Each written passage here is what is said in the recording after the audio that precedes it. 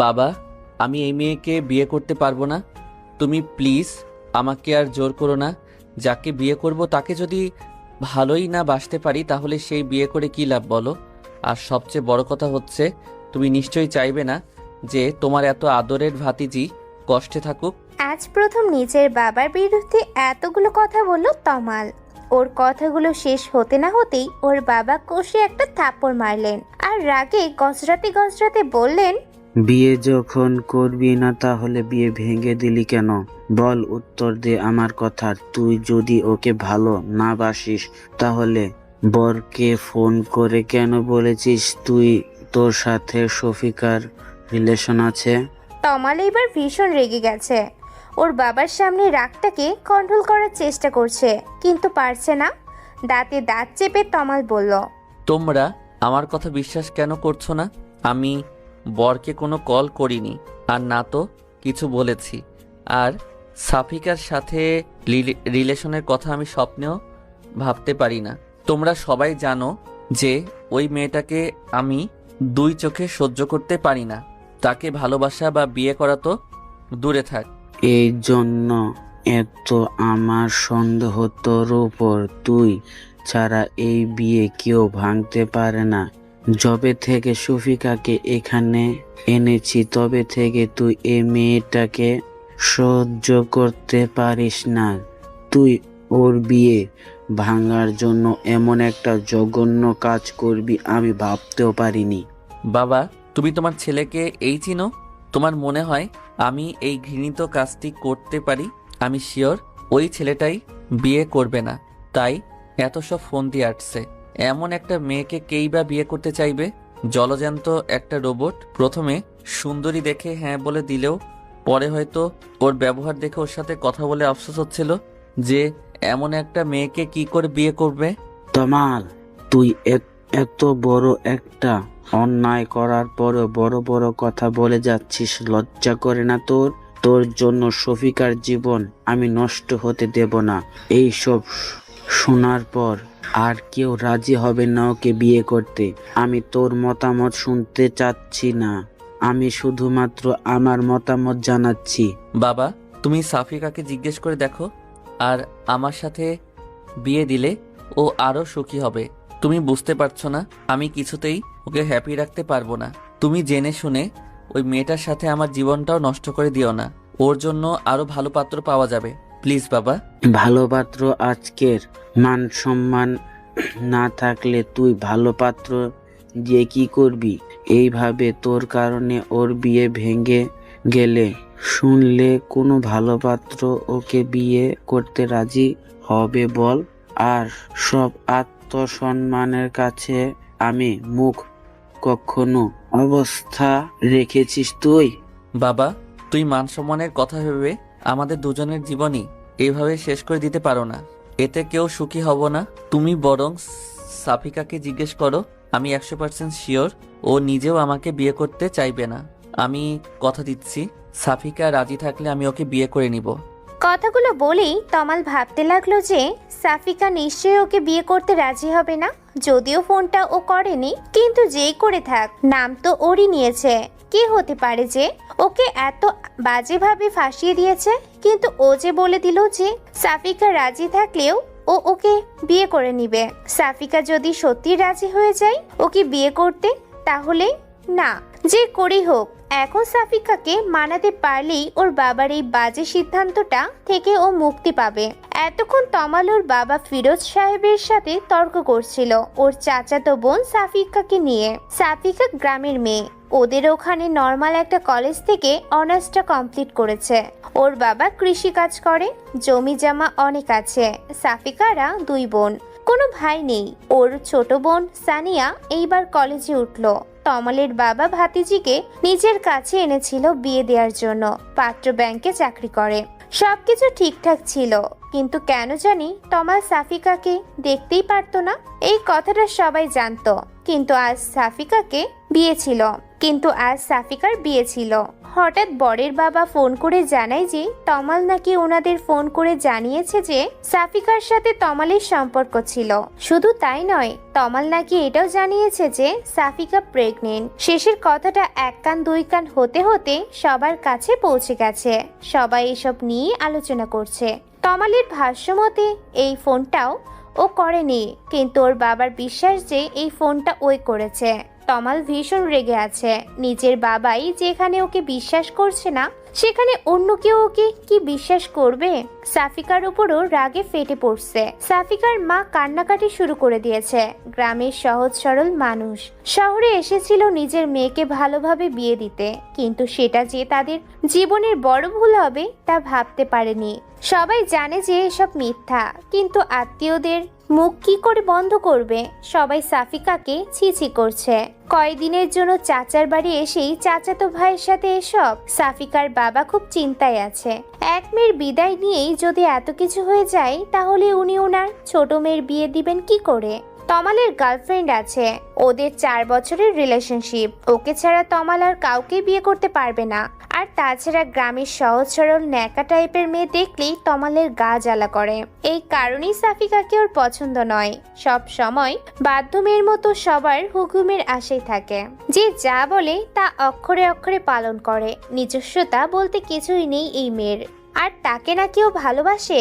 কথাগুলো ভাবতে গা ঘিন ঘিন করে ওঠে তমালের। তমালরা 2 ভাই আর 1 বোন। ওর ভাই তুষার মাস্টার্স করেছে, ছোট বোন তরি সানিয়ার সমান, তবে সবে কলেজে উঠলো। তমালরা মাঝে মধ্যে গ্রামে যেত, তবে সাফিকা এই প্রথম ওদের বাসায় এসেছিল। এর আগেও তমাল সাফিকাকে পছন্দ করতো না। কেমন যেন মরা মরা টাইপের মনে হয় সাফিকাকে ওর। হঠাৎ সাফিকার মায়ের কান্না বেড়ে গেল, সবার ছোটাছুটিও বেড়ে গেল। তমাল আর ওর বাবাও সেদিকে ছুটে গেল। সাফিকা ঘরের দরজা লাগিয়ে দিয়েছে। কারো বুঝতে বাকি রইল না যে ও কি করতে চলেছে। তমালের বাবা তমালকে বলতে লাগলো, যদি শফিকার কিছু হয়ে যায় আমি তোকে কখনো ক্ষমা করব না।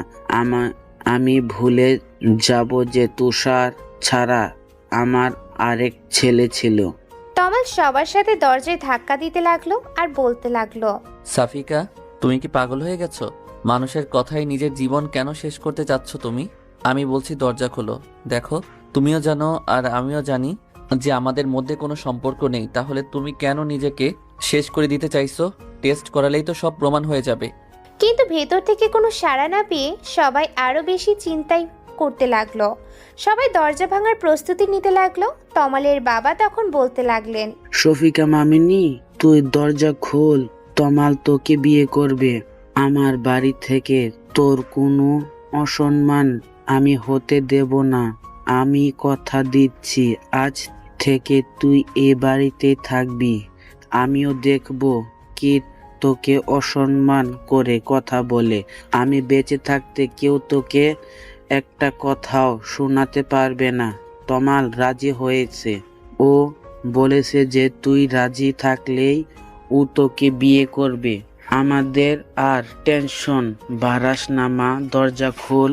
ফিরোজ সাহেব কথাগুলো বলার সাথে সাথেই সাফিকা দরজা খুলে বের হয়ে আসলো। বইয়ের সাজে পুরো অপসরের মতো দেখতে লাগছে সাফিকাকে। এইরকম একটা মেয়ের বিয়েতেও যে এত কাহিনী হতে পারে তা কে জানতো? এতক্ষণ সবাই এটা নিয়ে কানাঘুষা করেছিল যে তমালের মতো একটা ছেলে এমন একটা জঘন্য কাজ কি করে করতে পারলো, তাও আবার নিজেরই চাচাতো বোনের সাথে। আর এখন বিয়েও করতে চাইছে না। কি ছেলে রে বাবা! অথচ যখনই শুনেছে যে তমাল সাফিকাকে বিয়ে করতে রাজি হয়েছে, তখনই আবার বলতে শুরু করলো, দেখেছো আজকালের ছেলে মেয়েদের কাজকর্ম, পাপ করে আবার স্বীকারও করে। আরে ভাই, বিয়ে যখন করবি আগে জানালেই পারতি, পারিবারিকভাবেই বিয়ে দিয়ে দিত। এত নাটক করার কি দরকার ছিল? আসলে মানুষের কাজই হচ্ছে অন্যের সমালোচনা করা। কে কেমন তা না জেনেই সবাই মন্তব্য করা শুরু করে। ঘটনাটা আদৌ সত্য কিনা তা যাচাই করার প্রয়োজনও বোধ করে না। সাফিকা বের হতেই ওর মা বাবা ওর কাছে ছুটে গেল। ওর মা কান্না করতে করতে ওকে জড়িয়ে ধরে বলল, মা, তুই আমাদের কথা না ভেবেই কি করতে যাচ্ছিলি? তুই যদি এমন করিস আমাদের কি হবে বল? তুই না আমাদের সাহসী কন্যা, আমি জানি মানুষের কথায় তুই এমন কোনো কাজ করবি না। আমি কালকেই তোকে গ্রামে নিয়ে যাব, তুই যা চাস তাই হবে। সাফিকা এক ফোঁটা কান্নাও করেনি। বরপক্ষ আসবে না শোনার পর থেকে চুপ হয়ে আছে। একটু আগেই ও যখন দেখলো যে ওর জন্য ওর চাচা নিজের ছেলের সাথেই তর্ক করেছেন, তখন ব্যাপারটা ওর কাছে খুব খারাপ লাগছিল। তাই দরজা বন্ধ করেছিল একটু একা থাকার জন্য। কিন্তু সবাই যে উল্টাপাল্টা ভাববে এটা ওর মাথা দিয়েই আসেনি। ওর মায়ের থেকে নিজেকে ছাড়িয়ে নিয়ে সাফিকা বলল, মা, তোমরা কি ভাবছিলে বলো তো? আমি কেন সুইসাইড করব? আমি তো কোনো দোষ করিনি। যে দোষ করেছে শাস্তি তো তার পাওয়ার কথা। আর তোমার কি মনে হয় এখন গ্রামে গেলেই সব ঠিক হয়ে যাবে? এই খবরটা কি গ্রামে পৌঁছায়নি? সমস্যা গেলে পালালেই তা সমাধান হয়ে যায় না। সমস্যা থেকে পালালেই তা সমাধান হয়ে যায় না। সমস্যাকে মোকাবেলা করতে হয়। এটা আমার জীবন, আমার সমস্যা, তাই সমাধানটাও আমাকেই খুঁজতে হবে। তোমরা একদম চিন্তা করো না। সাফিকার মুখে এমন কথা শুনে নিন্দুকেরা আরো কানাঘুষা শুরু করে দিল। কিন্তু সাফিকার সেদিকের কোনো ভ্রুক্ষেপ নেই।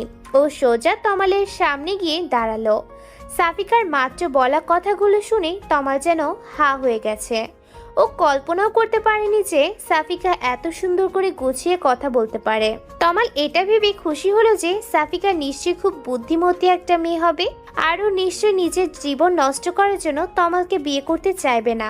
কারণ ফোনটা তমাল না করে থাকলেও সবাই জানে যে ফোনটা ওই করেছিল। সে অনুযায়ী ওর মতো একটা ছেলেকে সাফিকা নিশ্চয়ই বেছে নিবে না বিয়ে করার জন্য। ওর জীবনের সমস্যাও নিজেই সলভ করবে। কিন্তু সাফিকা ওর দিকে যতই এগিয়ে আসছে তমালের হার্টবিট ততই বাড়ছে। সাফিকাকে ও একটা নরম মেয়ে ভেবেছিল, কিন্তু ও তো একটা সাহসী মেয়ে বলেই মনে হচ্ছে এখন। সাফিকা তমালের একদম সামনে এসে থেমে গেল। তমাল ভাবছে যে এইবার হয়তো সাফিকা ওকে একটা থাপ্পড় দিয়ে জানাতে চাইবে যে ও ওর সাথে এমনটা কেন করলো। কিন্তু সাফিকা ওকে অবাক করে দিয়ে জিজ্ঞেস করলো, আপনি কি সত্যি আমাকে বিয়ে করতে রাজি হয়েছেন? সাফিকার মুখ থেকে কথাটা শুনে তমাল কি বলবে বুঝে উঠতে পারছে না। আজ প্রথম সাফিকার এমন ব্যবহার দেখে এমনিতেই বিস্মিত হয়ে গেছে ও। তার উপর আবার ওকে জিজ্ঞেস করছে বিয়ে করতে রাজি হয়েছে কিনা। মেয়েটি আসলে কি চাইছে বুঝতে পারছে না তমাল। সাফিকা সবার সামনে ওকে এমনভাবে কথাটা জিজ্ঞেস করছে যেন ও নিজেও এটাই চাইছিল। তমালকে চুপ থাকতে দেখে সাফিকা আবার বলল, দেখুন, আমি আপনাকে জোর করছি না। আপনি যদি সত্যিই আমাকে বিয়ে করতে চান আমার কোনো আপত্তি নেই। আমি আপনাকে বিয়ে করতে রাজি আছি। আপনি আরেকটু ভেবে চিন্তে তারপর সিদ্ধান্ত নিন। শুধুমাত্র সবার জোরাজোরিতে আপনি আপনার জীবনের এত বড় কোনো সিদ্ধান্ত নিন, এটা আমি চাই না। আমি আবারও জানতে চাইছি, আপনি কি সত্যিই আমাকে বিয়ে করতে চান? তুমি তো রাজি হবেই। আমার তো মনে হয় যে এই সব কিছুর পেছনে তোমারই হাত আছে। এক মিনিট, সত্যি তো এসব তোমার প্ল্যান নয়? না মানে আমাকে বিয়ে করার জন্য তুমি এসব করনি তো? আমার তো এখন তোমাকেই সন্দেহ হচ্ছে। আমার পুরো পরিবারকে বশ করে নিয়ে আমাকেই তাদের কাছে খারাপ বানাচ্ছ। আপনার বুদ্ধির তারিফ করতে হয় মিস্টার তমাল। আমাকে কি মনে হয় আপনার? আমি কি এতটাই বোকা যে খাল কেটে কুমির আনবো? আর আপনাকে বিয়ে করার যদি আমার এতই শখ থাকতো তাহলে কি আমি নিজের বিয়ে ভেঙে এত নাটক করতাম? নিজের বা পরিবারের মান মর্যাদা খুইয়ে এই কাজটা করতে হতো না।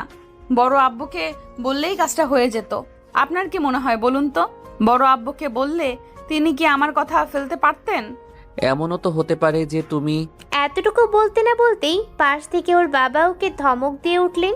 তারপর বললেন, তমাল, তোর কি মাথা খারাপ হয়ে গেছে নাকি? কি সব আবল তাবল বলছিস? তুই বলেছিস যে শফিকা রাজি হলে তুই ওকে বিয়ে করবি। এইবার তো ওর মতামত শুনছি।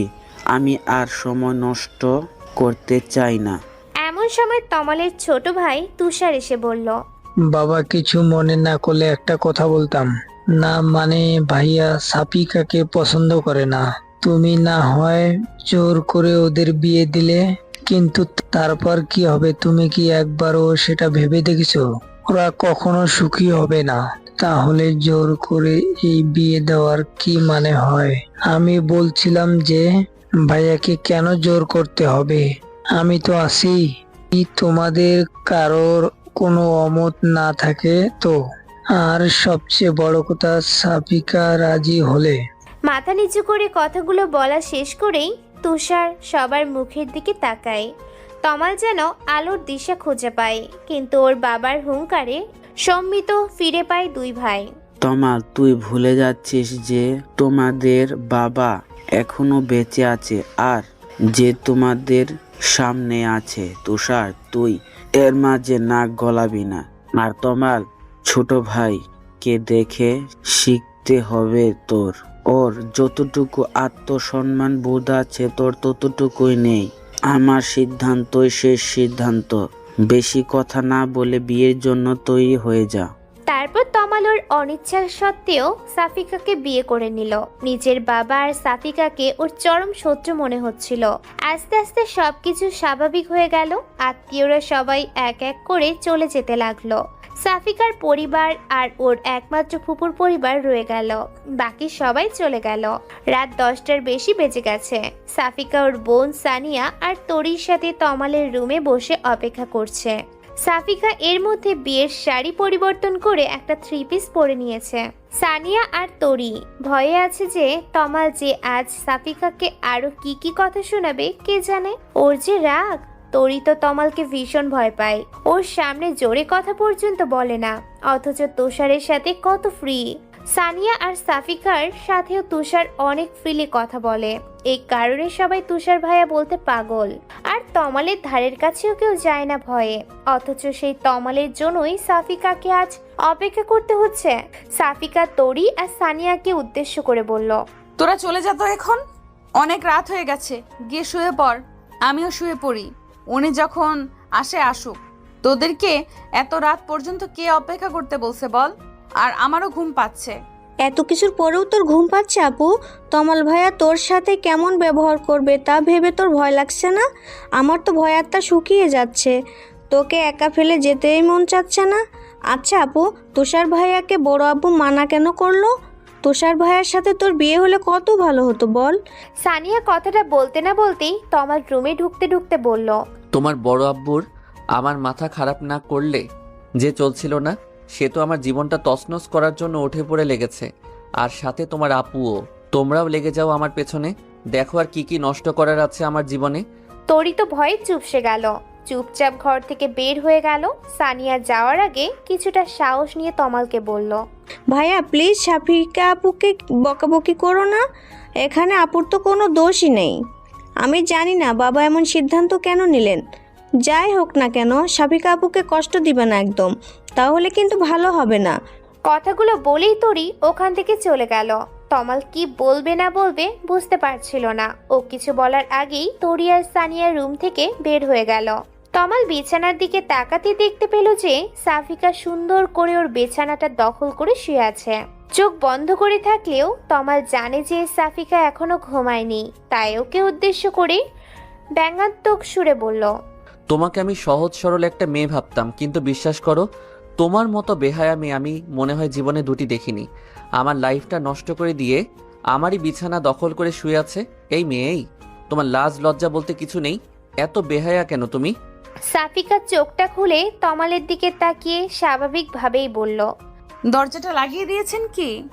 না হলে দেখা যাবে কে কখন রুমে ঢুকে পড়েছে। এখন তো এটা আমার আর আপনার একার রুম নয়, এটা আজ থেকে আমারও রুম। বিয়ে করেছি আপনাকে, আপনার রুমটা তো আজ থেকে আমারও। তো নিজের রুমে ঘুমাবো না তো কি এখন অন্য কোথাও গিয়ে ঘুমাবো নাকি? লাইটটা অফ করে দিয়ে শুয়ে পড়ুন। লাইট জ্বালানো থাকলে আমার ঘুম আসতে চায় না। তমাল নিজের রাগটাকে আর কন্ট্রোল করতে পারছে না। সাফিকার দিকে এগিয়ে গিয়ে সাফিকার হাত ধরে টানতে লাগলো আর বলতে লাগলো, এক্ষুনি আমার রুম থেকে বের হয়ে যাবে। তোমার যেখানে খুশি থাকো গিয়ে, আমার রুমে তোমার কোনো জায়গা নেই। তোমার মতো একটা নির্লজ্জ মেয়ের সাথে আমি থাকতে পারবো না। সাফিকা এক ঝটকায় নিজের হাতটা ছাড়িয়ে নিয়ে অন্যদিকে মুখ ঘুরিয়ে শুয়ে পড়ল আর আস্তে আস্তে বলল, আমার সাথে থাকতে না চান, আপনি যেখানে খুশি সেখানে গিয়ে থাকতে পারেন, আমার কোনো আপত্তি নেই, কিন্তু আমি কোথাও যেতে পারবো না। নিজের স্বামীর পাশে থাকবো, এত বেহায়াপনা কিছু তো দেখছি না আমি।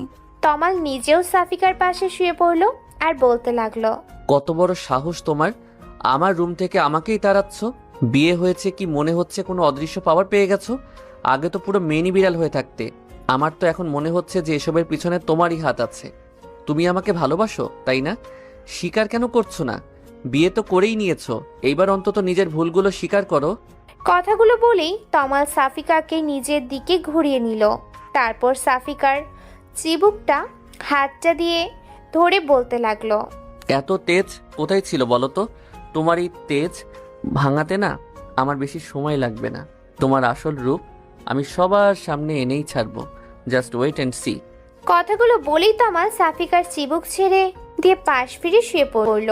সাফিকা এতক্ষণ তমালের কথা শুনছিল, এইবার সাফিকা কান্না শুরু করে দিল। আজ সারাদিন এত কিছু হয়ে গেছে, তবুও সাফিকা এক ফোঁটাও কান্নাও করেনি। কিন্তু এখন ওর কান্নাগুলো যেন আর বাদ মানছে না, দু চোখ ছাপিয়ে আসছে। কান্না করতে করতে সাফিকা বলতে লাগলো, কেন সবাই আমাকেই দোষ দিচ্ছে বলুন তো? আপনি বরপক্ষকে ফোন করেছিলেন, আপনি বলেছেন যে আমি নাকি প্রেগনেন্ট। এই কথা শুনে কেউ আমাকে কিছু বলেছে? একবারও আপনার দোষ দিয়েছে? কিন্তু আমাকে বলেছে, সবাই বলেছে যে আমি একটা দুশ্চরিত্রা মেয়ে, যে কিনা চাচার বাড়িতে 2 দিনের জন্য এসে নিজেকে কন্ট্রোল করতে পারিনি। এমনকি আরো কি কি বাজে কথা বলেছে যা আমি ভাষায় প্রকাশ করতে পারবো না। কিন্তু আপনাকে কেউ বলেছে দুশ্চরিত্র? কেউ বলেছে যে ছেলেটা নিজেকে সামলাতে পারেনি? বলেনি, কারণ আপনি ছেলে। তমাল এতক্ষণ সাফিকার কান্না করা দেখছিল আর মনোযোগ দিয়ে ওর কথাগুলো শুনছিল। মেয়েটা নিজের সব দুঃখ কষ্ট চেপে রেখে তমালকে বিয়ে করেছে, অথচ তমাল সেই তখন থেকে ওকেই দোষ দিয়ে যাচ্ছে। কিন্তু তমাল ফোন করেনি। সাফিকাও যদি কাউকে দিয়ে ফোন না করিয়ে থাকে, তাহলে ফোনটা কে করলো? বরপক্ষকে। তমাল কিছুতেই এটা মেলাতে পারছে না। তমালকে চুপ থাকতে দেখে সাফিকা আবার বলতে শুরু করলো, কি হলো এখন? এমন ভাঙা রেডিওর মতো থেমে গেলেন কেন? উত্তর দিন। আপনি জানেন না তাই না? এই বাসার প্রত্যেকটা মানুষ হয়তো জানে আমাকে এখানে কেন আনা হয়েছে, কিন্তু আপনি এখনো জানেন না। আপনি এত আজীব মানুষ কেন বলুন তো? কেউ আপনাকে জানেনি নাকি আপনি নিজেই শোনার প্রয়োজন বোধ করেননি? এখনো কি জানতে চান না? তমাল বুঝতে পারছে না যে ওর কি বলা উচিত। এমন পরিস্থিতিতে ও এর আগে কখনো পড়েনি। আকাশ পরিমাণ রাগ নিয়ে রুমে ঢুকেছিল, অথচ এখন মনে হচ্ছে সাফিকার কথাগুলো শুনে ওর সব রাগ গলে পানি হতে শুরু করেছে। এমন তো হওয়ার কথা ছিল না। সাফিকা এতবার ওকে প্রশ্ন করে যাচ্ছে, অথচ ও চুপ করে শুধু শুনেই যাচ্ছে। কথা বলতে যেন ভুলে গেছে ও। না শুনে কি উপায় আছে? আমি চাইলেও তুমি শোনাবে, আর না চাইলেও তুমি শোনাবে। তার থেকে বলেই ফেলো তোমার কাহিনী। বাবা সেদিন বলছিল কি জানো, আমি অতটা মনোযোগ দিয়ে শুনিনি, সবাই কথা বলছিল। তোমার কোনো কথা শোনার কোনো আগ্রহ আমার ছিল না, তাই শোনা হয়নি। আজ তো না শুনলে তুমি আমাকে ঘুমাতে দেবে বলে মনে হয় না। সাফিকা কান্না করতে করতে তমালের শার্টের সাথে নাক মুখ মুছতে থাকে। তমাল সরে যেতে চাইলেও পারে না। সাফিকা টেনে ধরে ওর নাকের পানি, চোখের পানিগুলো তমালের শার্টে মুছতে থাকে। তমাল নাক সিটকাই, তবে সরতে পারে না। সাফিকা যে ওর শার্টটাকে টিস্যু বানিয়ে ফেলেছে তা বুঝতে বাকি রইল না। সাফিকার ক্ষণে ক্ষণে রং পাল্টাতে দেখে তমাল নিজেও হতবাক হয়ে গেছে। মেয়েটির কান্নাকে হয়তো এই কারণেই মায়া কান্না বলে। তমালের মতো মানুষও ওর ন্যাকা কান্নার কাছে হেরে গেছে। আমাদের গ্রামেও একজন আমার বিয়ে ভেঙে দিয়েছিল। শুধু আমাদের গ্রামের চেয়ারম্যানের ছেলে, সে আমার বাড়িতে বিয়ের জন্য প্রস্তাবও পাঠিয়েছিল। কিন্তু এসএসসি পাস একটা ছেলের সাথে অনার্স পড়া একটা মেয়ের বিয়ে কি কোনো বাবা মা দিতে চায়? আর ওই ছেলেটাকে আমার একদম পছন্দ নয়। সারা দিন রাত আড্ডা নিয়ে থাকে আর বাপের টাকায় ফুটানি। অমন ছেলেকে আমি কেন? কোনো ভালো মেয়েই বিয়ে করতে চাইবে না। কিন্তু ওই যে জোরজার মুল্লুক তার, যে বিয়ে ভাঙা বন্ধের জন্য আমাকে এখানে আনলো, সেই এখানে এসেও একই অবস্থা, তাও আবার বিয়ের দিন। আরেক ধাপ এগিয়ে। তাহলে তোমার বিয়ে ভাঙার জন্য আমাকে কেন দোষারোপ করছো সবাই? এটা তো সবাই জানো যে বিয়েটা কে ভেঙেছে। আমাকে এর মধ্যে জড়ানোর কি খুব বেশি প্রয়োজন ছিল? এখানে ওরা খোঁজ পাবে কিভাবে? ওরা যাতে আমার খোঁজ জানতে না পারে সেই জন্যই তো আমাকে এখানে নিয়ে আসা হয়েছিল। তবে কেন জানি আমার মনে হচ্ছে আপনি সত্যি বলছেন, মানে এর পেছনে নিশ্চয়ই অন্য কেউ আছে। কিন্তু কে এসে? আপনি আমাকে হেল্প করবেন খুঁজে বের করতে? আর সে যে শুধু আমার শত্রু তা নয়, কিন্তু যে সে আপনারও ঘোর শত্রু, না হলে আপনাকে এর মধ্যে জড়াতো না। আমাকে বিশ্বাস করার জন্য থ্যাঙ্কস। অন্তত একজন তো আমাকে বিশ্বাস করেছে। আমি অবশ্যই আসল কালপ্রিটকে খুঁজে বের করব। এত জঘন্য কাজ কে করতে পারে? তাকে তো তার প্রাপ্য পেতেই হবে। কথাগুলো বলার পর তমাল বিছানা থেকে উঠে শার্টটা চেঞ্জ করে এক পাশে জড়সড় হয়ে শুয়ে পড়ল আর ভাবতে লাগলো যে এই কাজটা যদি ওই চেয়ারম্যানের ছেলে না করে থাকে তাহলে আর কি হতে পারে। ফিরোজ সাহেবের স্ত্রী শিলা ভীষণ রেগে আছেন। আত্মীয়ের মধ্যে বিয়ে শাদী ওনার একদম পছন্দ নয়। শোয়ার পর থেকে উনি স্বামীর সাথে এই নিয়ে তর্ক করে চলেছেন। তোমাকে আমি আগেই বলেছিলাম যে এই মেয়েকে এখানে আমার কোনো প্রয়োজন নেই। গ্রামে তো ঝামেলা হচ্ছে, এখানে যে ঝামেলা হবে না তা কে জানে। তুমি তো আমার কোনো কথা শুনবে না, মানবতার ভান্ডার খুলে বসে আছেন, শেষে কিনা এই মেয়েকে আমার ছেলের কাঁধে ঝুলিয়ে দিলে। কে জানে এই মেয়ে কেমন হবে, পুরো সংসারটা ধ্বংস করে না দেয়। ফিরোজ সাহেবের কথা বলার আর মন মানসিকতা নেই। তিনি নিজেও বুঝতে পারেনি এত কিছু হয়ে যাবে। সবার মুখ বন্ধ করার জন্য হলেও এই বিয়েটা দেয়া উচিত ছিল। বড় মুখ করে ভাইয়ের মেয়েকে এখানে এনেছিল বিয়ে দেওয়ার জন্য। এখান থেকেও যদি খালি হাতে ফিরতো তাহলে মেয়েটার কি হতো। অতঃপর উনি বলে ওঠে, দেখো শিলা, যা হওয়ার হয়ে গেছে। শফিকা এখন আর শুধু আমার ভাতিজি নয়, আমাদের বড় ছেলের বউ। আশা করি কথাটা মাথায় থাকবে। ভাগ্যের লেখন খণ্ডন ক্ষমতা আমাদের কারণেই। কথাগুলো বলে পাশ ফিরে শুয়ে পড়ল ফিরোজ সাহেব। শিলা আবার বলতে লাগলো, আমার ছেলেকে জোর করে বিয়ে দিয়ে ভাবছো যে সে আমার ছেলের ভালোবাসা পেয়ে গেল। আমার ছেলে এই মেয়েকে কখনো মেনে নেবে না, আর আমিও না। আত্মীয়দের সামনে তুমি সবার মান রাখতে চেয়েছিলে, তা রাখা শেষ। এবার আমার যা করার তাই করব। কালকেই ওই মেয়েকে আমি ওর বাবা মায়ের সাথে গ্রামে পাঠানোর ব্যবস্থা করছি। তুমি এর মাঝে একদম নাক গলাবে না।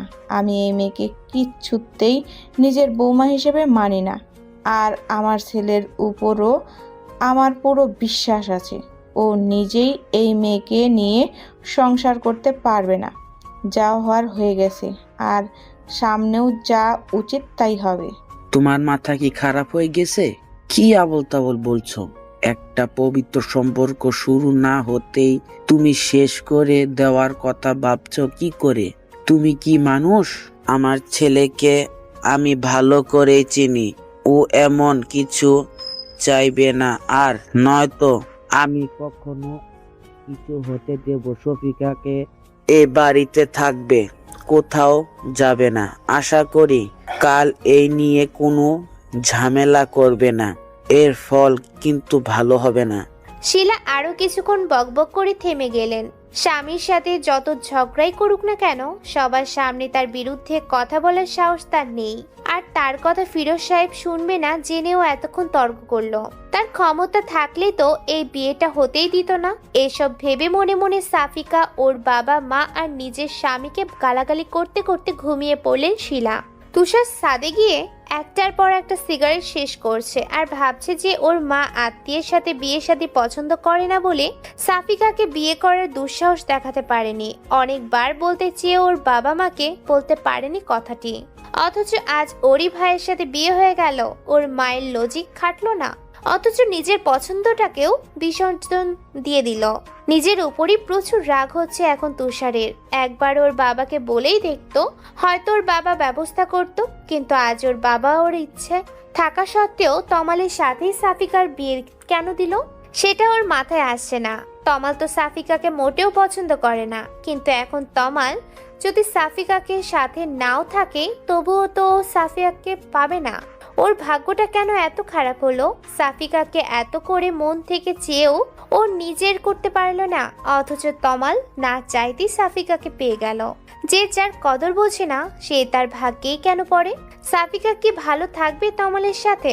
তমাল কি আদৌ ভালোবাসতে পারবে সাফিকাকে? অনেক রাত পর্যন্ত এসব ভাবতে থাকে তুষার।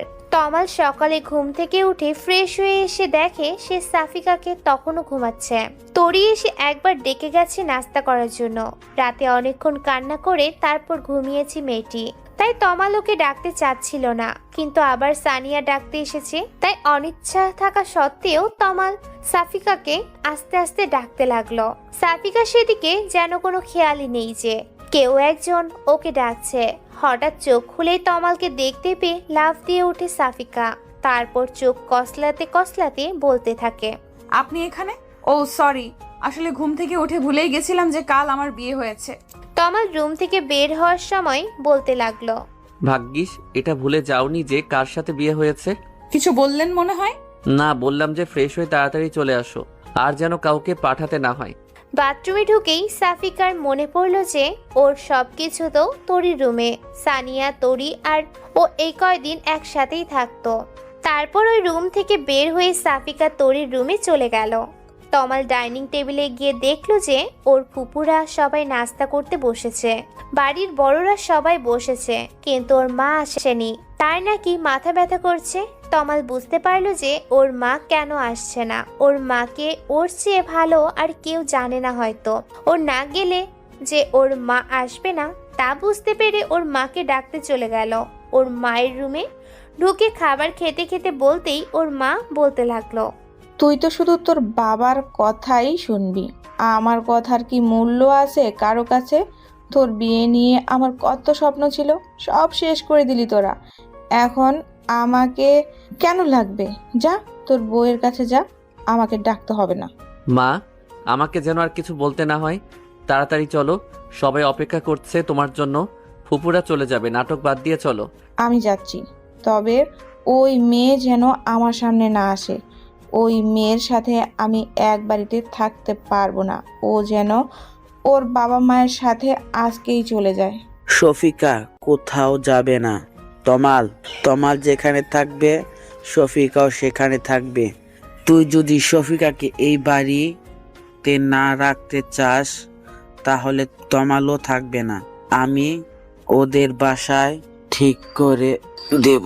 দেখছিস তো তোর বাবার কথা, নিজের ভাতিজির জন্য এখনই আমাকে তোর থেকে আলাদা করে দিতে চাইছে।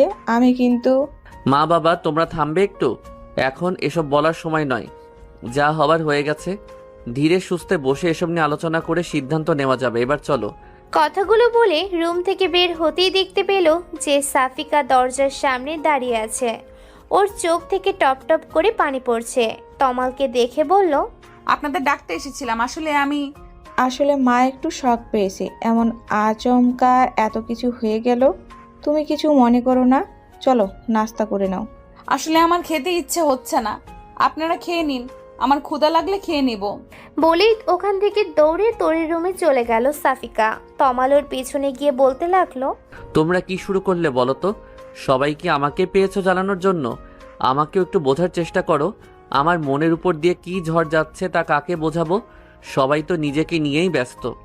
তমালের কথা শুনে সাফিকা দৌড়ে গিয়ে ওকে জড়িয়ে ধরলো। তারপর বলতে লাগলো, আপনার স্ত্রী হিসেবে না হোক, অন্তত কাজিন হিসেবে হলেও আমাকে আপাতত এখানে থাকতে দিন প্লিজ। আমি এখন ওই গ্রামে যেতে পারবো না। ওখানে গেলেই ওই রিমনের অত্যাচার, আমি বাড়ি থেকে পর্যন্ত বের হতে পারিনি। তমাল এমনিতে অনেক চিন্তায় আছে। তারপর আবার ওর মায়ের নতুন ঝামেলা। ওর গার্লফ্রেন্ড রিয়াকে ব্যাপারটা কি করে বোঝাবে সে চিন্তায়ও অস্থির। আর এদিকে সাফিকা আর ওর মায়ের ঝামেলা।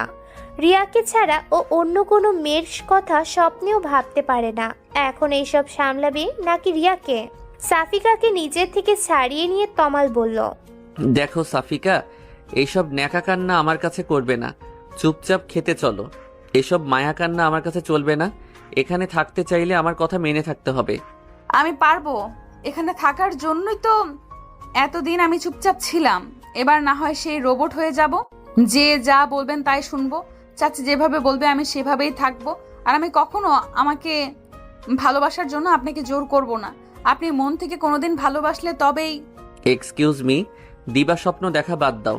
থাকতে দিয়েছি বলে অন্য কিছু ভাবার দরকার নেই। ফালতু কথা শোনার সময় আমার নেই। চুপচাপ খেতে চলো। কথাগুলো বলে তমাল সাফিকার মুখের দিকে তাকাতেই দেখতে পেল যে সাফিকার মুখটা বিষাদে ছেয়ে গেছে। ও হয়তো একটু বেশি বলে দিয়েছে, কিন্তু ও যে প্রেশারের মধ্যে আছে তাতে চাইলেও ভালো করে কথা বলতে পারছে না। সাফিকার কি করবে আর রিয়ারি বা কি করবে ও কিছু বুঝতে পারছে না। একদিকে নিজের ভালোবাসা আর অন্যদিকে নিজের দায়িত্ব, যার এখন কোনো একজনের সাপোর্ট দরকার, আর সেই একজন ওকেই হতে হবে। না হলে মেয়েটা ভেঙে টুকরো হয়ে যাবে। কোন দিকে যাবে তমাল?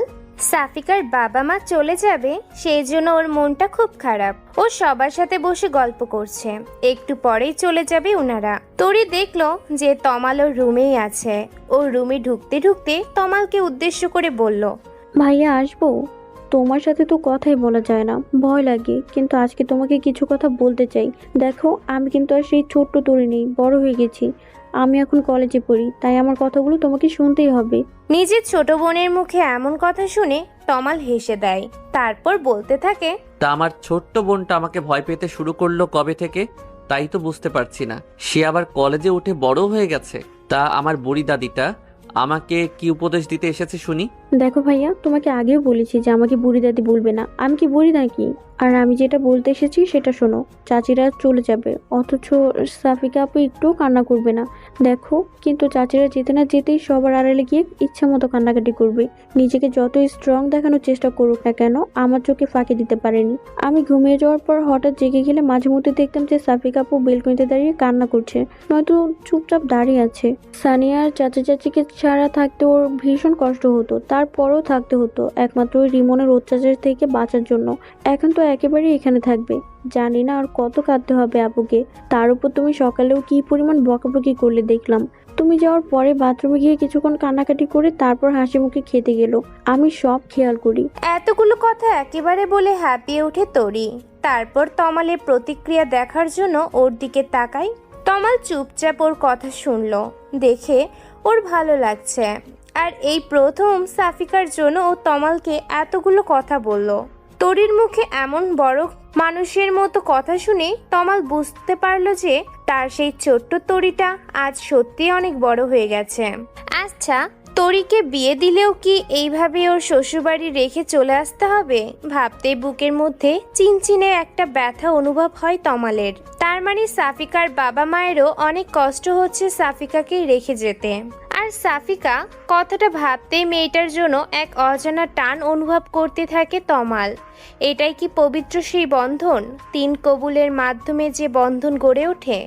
কথাটা ভাবতেই নিজেকে বড্ড অপরাধী মনে হতে থাকে তমালের। নিজের বাবার অনুরোধে এটাও কি করে বসলো? একটা মেয়ের স্বপ্ন নিয়ে খেলার কোনো অধিকার ওর নেই, সেখানে ও দুটো মেয়ের জীবন নিয়ে খেলছে। এই গোলকধাঁধা থেকে আজ ওকে বের হতেই হবে, নইলেও নিজেকে কখনো ক্ষমা করতে পারবে না। আচ্ছা, তরির সাথে যদি এমনটা ঘটতো, ভাবতে ওর পুরো শরীর কেঁপে ওঠে। তরি নিজের ভাইয়ের কোনো উত্তর না পেয়ে রুম থেকে চলে যেতে যেতে বলল, আমার আগেই বোঝা উচিত ছিল যে তোমাকে কোনো কথা বলা আর পাহাড়ের সামনে গিয়ে দাঁড়িয়ে কথা বলা একই ব্যাপার। কোনো উত্তর পাওয়া যাবে না। আমাকে কোনো ধমক দাওনি, এটাই তো অনেক। পরের কথাগুলো আস্তে আস্তে বলল যেন তমাল শুনতে না পায়। তরি চলে যাওয়ার পরেও তরির বলা কথাগুলো তমালের কানে রেকর্ডের মতো বাজতে লাগলো। আর সাফিকার মনের অবস্থাটা বোঝার চেষ্টা করলো। সাফিকার বাবা মা আর সানিয়া আজকে ট্রেনেই চলে যাবে গ্রামে। কলিজার টুকরা মেয়েটাকে এভাবে ফেলে রেখে যেতে তাদের কারোরই মন টানছে না, কিন্তু এটাই তো নিয়ম। বিয়ের পর স্বামীর ঘরটাই তো মেয়েদের আসল জায়গা। আর তাছাড়া এখানে সবাই সাফিকার আপন। তারপরেও সানিয়া আর ওর মা অনেক কান্না করছে, কিন্তু সাফিকা পাথরের মতো শক্ত হয়ে আছে। ওর বাবা মায়ের সামনে ও নিজেই যদি কান্নাকাটি শুরু করে দেয়, তাহলে ওনারা ভালো থাকতে পারবে না। সাফিকার কান্নায় পরিপূর্ণ মুখটাই ওনাদের চোখে ভাসবে। তাই সাফিকার কান্নাগুলো মিথ্যা হাসির আড়ালে লুকিয়ে রেখেছে। কান্না পেলে সে কান্নাটাকে আটকে রাখাটা যে কি পরিমাণ কষ্টের, তা সাফিকা ভালোভাবেই বুঝতে পারছে। সাফিকার বাবা তমালের হাতের উপরে সাফিকার হাত দিয়ে বললেন, মেয়েকে বিয়ের সময় জামাইয়ের হাতে তুলে দিতে হয়, কিন্তু আমি আজ দিচ্ছি। শুধু মেয়ের জামাই নয়, আমার নিজের ছেলে হিসাবে। আমি আমার কলিজার টুকরাকে রেখে যাচ্ছি। ও এর আগে বাইরে কখনো থাকেনি, বাইরের জীবন সম্পর্কে ওর ধারণা নেই বাবা। এই কয়দিন তোদের এখানে এসছে, তাই রোজ ফোন করে কান্নাকাটি করতো। আর এখানে সারা জীবনের জন্য রেখে যাচ্ছি। মেয়েকে বিদায় দেওয়ার সময় যে একটা বাবার কি পরিমাণ কষ্ট হয়, তা তুই নিজে যখন বাবা হবি তখন বুঝতে পারবি। বাবা, তুমি এসব কি বলছো? আমি কোথায় কান্নাকাটি করেছি? তোমরাই তো সবাই কান্নাকাটি করে জোয়ার বইয়ে দিয়েছো। আর শোনো, আমি এখন সেই ছোট্ট সাফিকা নেই যে কোথাও গেলে বাবা মা বলে কান্না শুরু করব। সাফিকার বাবা মায়ের সাথে কথা বলার সময় ও খেয়াল করলো যে ওর হাত এখনো তমালের মুঠির মধ্যেই আছে। তাড়াতাড়ি নিজের হাত ছাড়াতে গেলে তমাল তা আরো শক্ত করে চেপে ধরে। সাফিকা তমালকে বুঝতে পারছে না এই ভালো ব্যবহার করছে আবার এই খারাপ ব্যবহার করছে। তমালের কোনটা আসল ব্যবহার আর কোনটা নকল তা বুঝতে পারছে না সাফিকা। সবাই যে বলতো বিয়ে হলেই নাকি স্বামী স্ত্রীর মধ্যে একটা অদৃশ্য মায়ার বন্ধন সৃষ্টি হয়ে যায়, তাহলে ওদের মধ্যে সেই বন্ধনটা কেন তৈরি হচ্ছে না এখনো? নাকি সম্পর্ক আসলেই এত সহজ নয়, নাকি আরো সময় লাগবে? কিন্তু সকালে তমাল তো বলেছিল যে সে নাকি সাফিকাকে ভালোবাসতে পারবে না। তার মানে কি সেটাই সত্যি? ওর চাচার অনুরোধে শুধু বিয়ে করেছে তমাল ওকে? তার মানে তমাল ওকে সত্যি কোনোদিনও ভালোবাসবে না? কথাগুলো ভাবতেই মনের মধ্যে কল্পনার আকাশে মেঘ জমতে শুরু করে। ও আর কখনো তমালকে বিরক্ত করবে না, ও তমালকে এই বন্ধিত্ব থেকে মুক্তি দিয়ে দিবে। সাফিকার বাবা মা চলে যেতেই সাফিকা তমালের হাত থেকে নিজের হাত ছাড়িয়ে নিয়ে তমালের রুমে চলে গেল। তরিও রুম থেকে সাফিকার সব জিনিস দিয়ে গেছে তমালের রুমে। সাফিকা এখনো জানে না যে তমাল অন্য একটা মেয়ের জন্য ওর সাথে এমন ব্যবহার করছে। সাফিকা চলে যেতেই তমালের খেয়াল হয় যে ও এতক্ষণ সাফিকার হাত শক্ত করে ধরে রেখেছিল, কিন্তু কেন ধরেছিল তাও নিজেও জানে না। হঠাৎ ওর তরির বলা কথাগুলো মনে পড়তেই দৌড়ে রুমে চলে যায়। সাফিকা মাথা নিচু করে বসেছিল। তমাল আস্তে আস্তে ওর সামনে গিয়ে বলতে লাগলো, চাচা চাচি চলে গিয়েছে তো কি হয়েছে, আমরা তো আছি নাকি? আমাদের উপরে বিশ্বাস নেই? আমি আমার কথা রেখেছি, তোমাকে গ্রামে পাঠাইনি। এইবার তোমার পালা, একদম কান্নাকাটি করা যাবে না। তমালের কথাগুলো শুনেই সাফিকা অবাক হয়ে মাথা তুলে তাকায়। সাফিকার থেকে তমাল বেশি অবাক হয় আর বলে ওঠে, তুমি কান্না করছো না? আমি তো ভেবেছিলাম যে সবাই চলে গেছে জন্য তুমি এই রুমে এসে কান্নাকাটি। নিজের ব্যবহারে নিজেই লজ্জা পায় তমাল। সব দোষ ওই তরির। সাফিকা মৃদু হেসে তমালকে বলতে থাকে, আমি বলেছি না আমি অতটাও ছিচকাতুনে নই। আপনি কি ভেবেছিলেন বলুন তো, যে মেয়েরা কান্না করছে একটু সান্ত্বনা দিয়ে আসি, তাই না? থ্যাঙ্কস আমাকে থাকতে দেওয়ার জন্য, আর সরি ফর ডিস্টার্বিং। তমাল সাফিকার চোখে মুখে কষ্টের ছাপ স্পষ্ট দেখতে পাচ্ছে, অথচ মুখে বড় বড় বুলি। তরি ঠিকই বলেছিল। তমাল আস্তে করে সাফিকার পাশে বসতেই সাফিকা নিজেকে গুটিয়ে নেয় এক পাশে। ওর এমন ব্যবহার দেখে তমাল বলতে থাকে, ভয় পাচ্ছ আমাকে? দেখো সকালে কথাগুলো ওইভাবে বলতে চাইনি, কিন্তু চারপাশের প্রেসারে মাথা ঠিক ছিল না। প্লিজ কিছু মনে করো না। ক্ষমা তো আমার চাওয়া উচিত, যা প্রাপ্য তার থেকে খুব বেশি এক্সপেক্ট করে ফেলেছিলাম। সত্যিটা বলার জন্য থ্যাঙ্কস, না হলে আমি হয়তো আরো বেশি স্বপ্ন বুনতে থাকতাম। আমি তোমাকে একটা কথা বলতে চাই। আমাকে আর কিছু বলতে হবে না, আমি জানি আপনি কি বলতে চাইছেন। চিন্তা করবেন না, আমি আপনাকে আর কখনো বিরক্ত করব না। আমাকে থাকতে দিয়েছেন, এটাই আমার জন্য অনেক। আমি কথা দিচ্ছি, চলে যাওয়ার সময় আপনি যা চাচ্ছেন তা পেয়ে যাবেন। কিসের যাওয়ার কথা বলছো তুমি? আর আমি কি চাচ্ছি? কি দেবে তুমি আমাকে? এসব কি বলছো তুমি আবোল তাবোল? আবোল তাবোল কেন বলবো? জোর করে আর যাই হোক না কেন, কোনো মিথ্যা সম্পর্ক টিকিয়ে রাখা যায় না। আমাদের সম্পর্কটা বাইরের দিক থেকে সত্য হলেও ভেতরের দিক থেকে পুরোটাই মিথ্যা। তাছাড়া আপনাকে আমি খুব শীঘ্রই এই বন্ধন থেকে মুক্তি দিব। কথাগুলো বলেই সাফিকা বিছানা থেকে ওঠার প্রস্তুতি নিচ্ছিল। তমাল ওর হাত ধরে আবার বসিয়ে সাফিকার মুখটা নিজের দিকে নিল। রাগে তমালের চোখ দুটো রক্তবর্ণ ধারণ করেছে। সাফিকা উদ্দেশ্য করে বললে, কি যেন বলছিলে, আরেকবার বলো। বন্ধন থেকে মুক্তি? কি বলছিলে এসব? সাফিকা তমালের হাত থেকে নিজেকে ছাড়াতে গিয়েও ব্যর্থ হয়। তমালের চোখের দিকে তাকাতেই ওর ভয় হতে থাকে। তমালের এমন রূপ দেখে ওর আত্মা শুকিয়ে যায়। সাফিকা শুকনো কণ্ঠে সাহস সঞ্চার করে বলল, ডিভোর্স।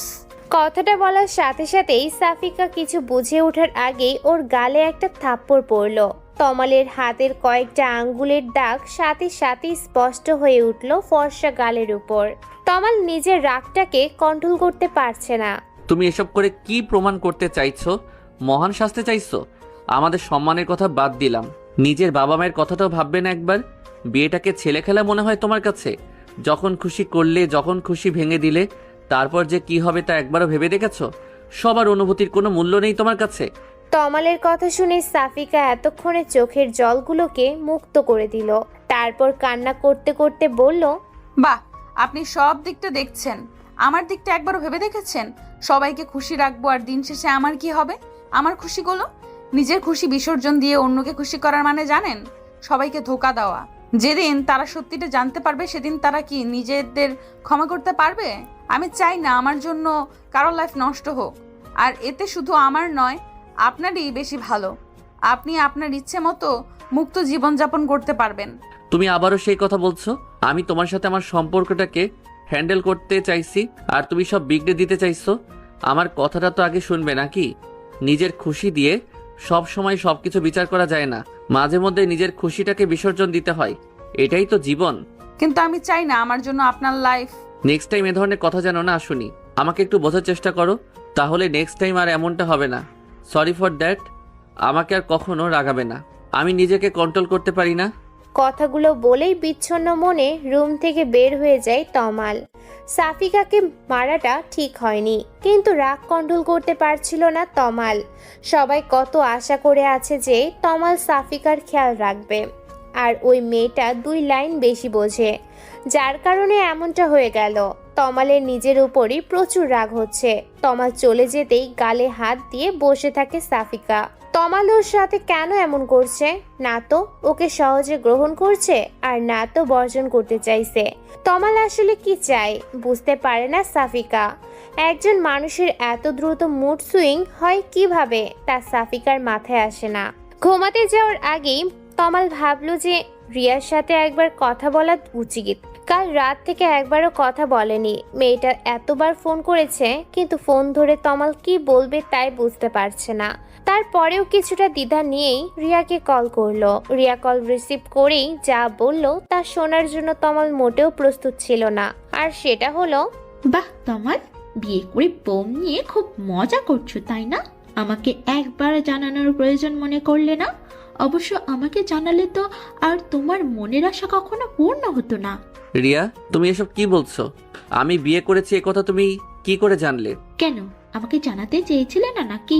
দুইজনের জীবন নষ্ট করার ধান্দায় ছিলে মনে হয়। বাট তোমার সেই আশাটা আর কোনোদিন পূর্ণ হবে না। আমি সবটা জেনে গেছি। তুমি এতটা নিজ প্রকৃতির ছেলে তা আমার জানা ছিল না। আর তোমার চাচাতো বোনটাও তোমার মতোই ফাস্ট, যেমন যেমন তেমন তেমন। তোমাদের জুটিটা বাংলাদেশের বেস্ট জুটি হওয়ার দরকার ছিল। দুশ্চরিত্র ছেলের জন্য একটা দুশ্চরিত্রা মেয়ে পারফেক্ট।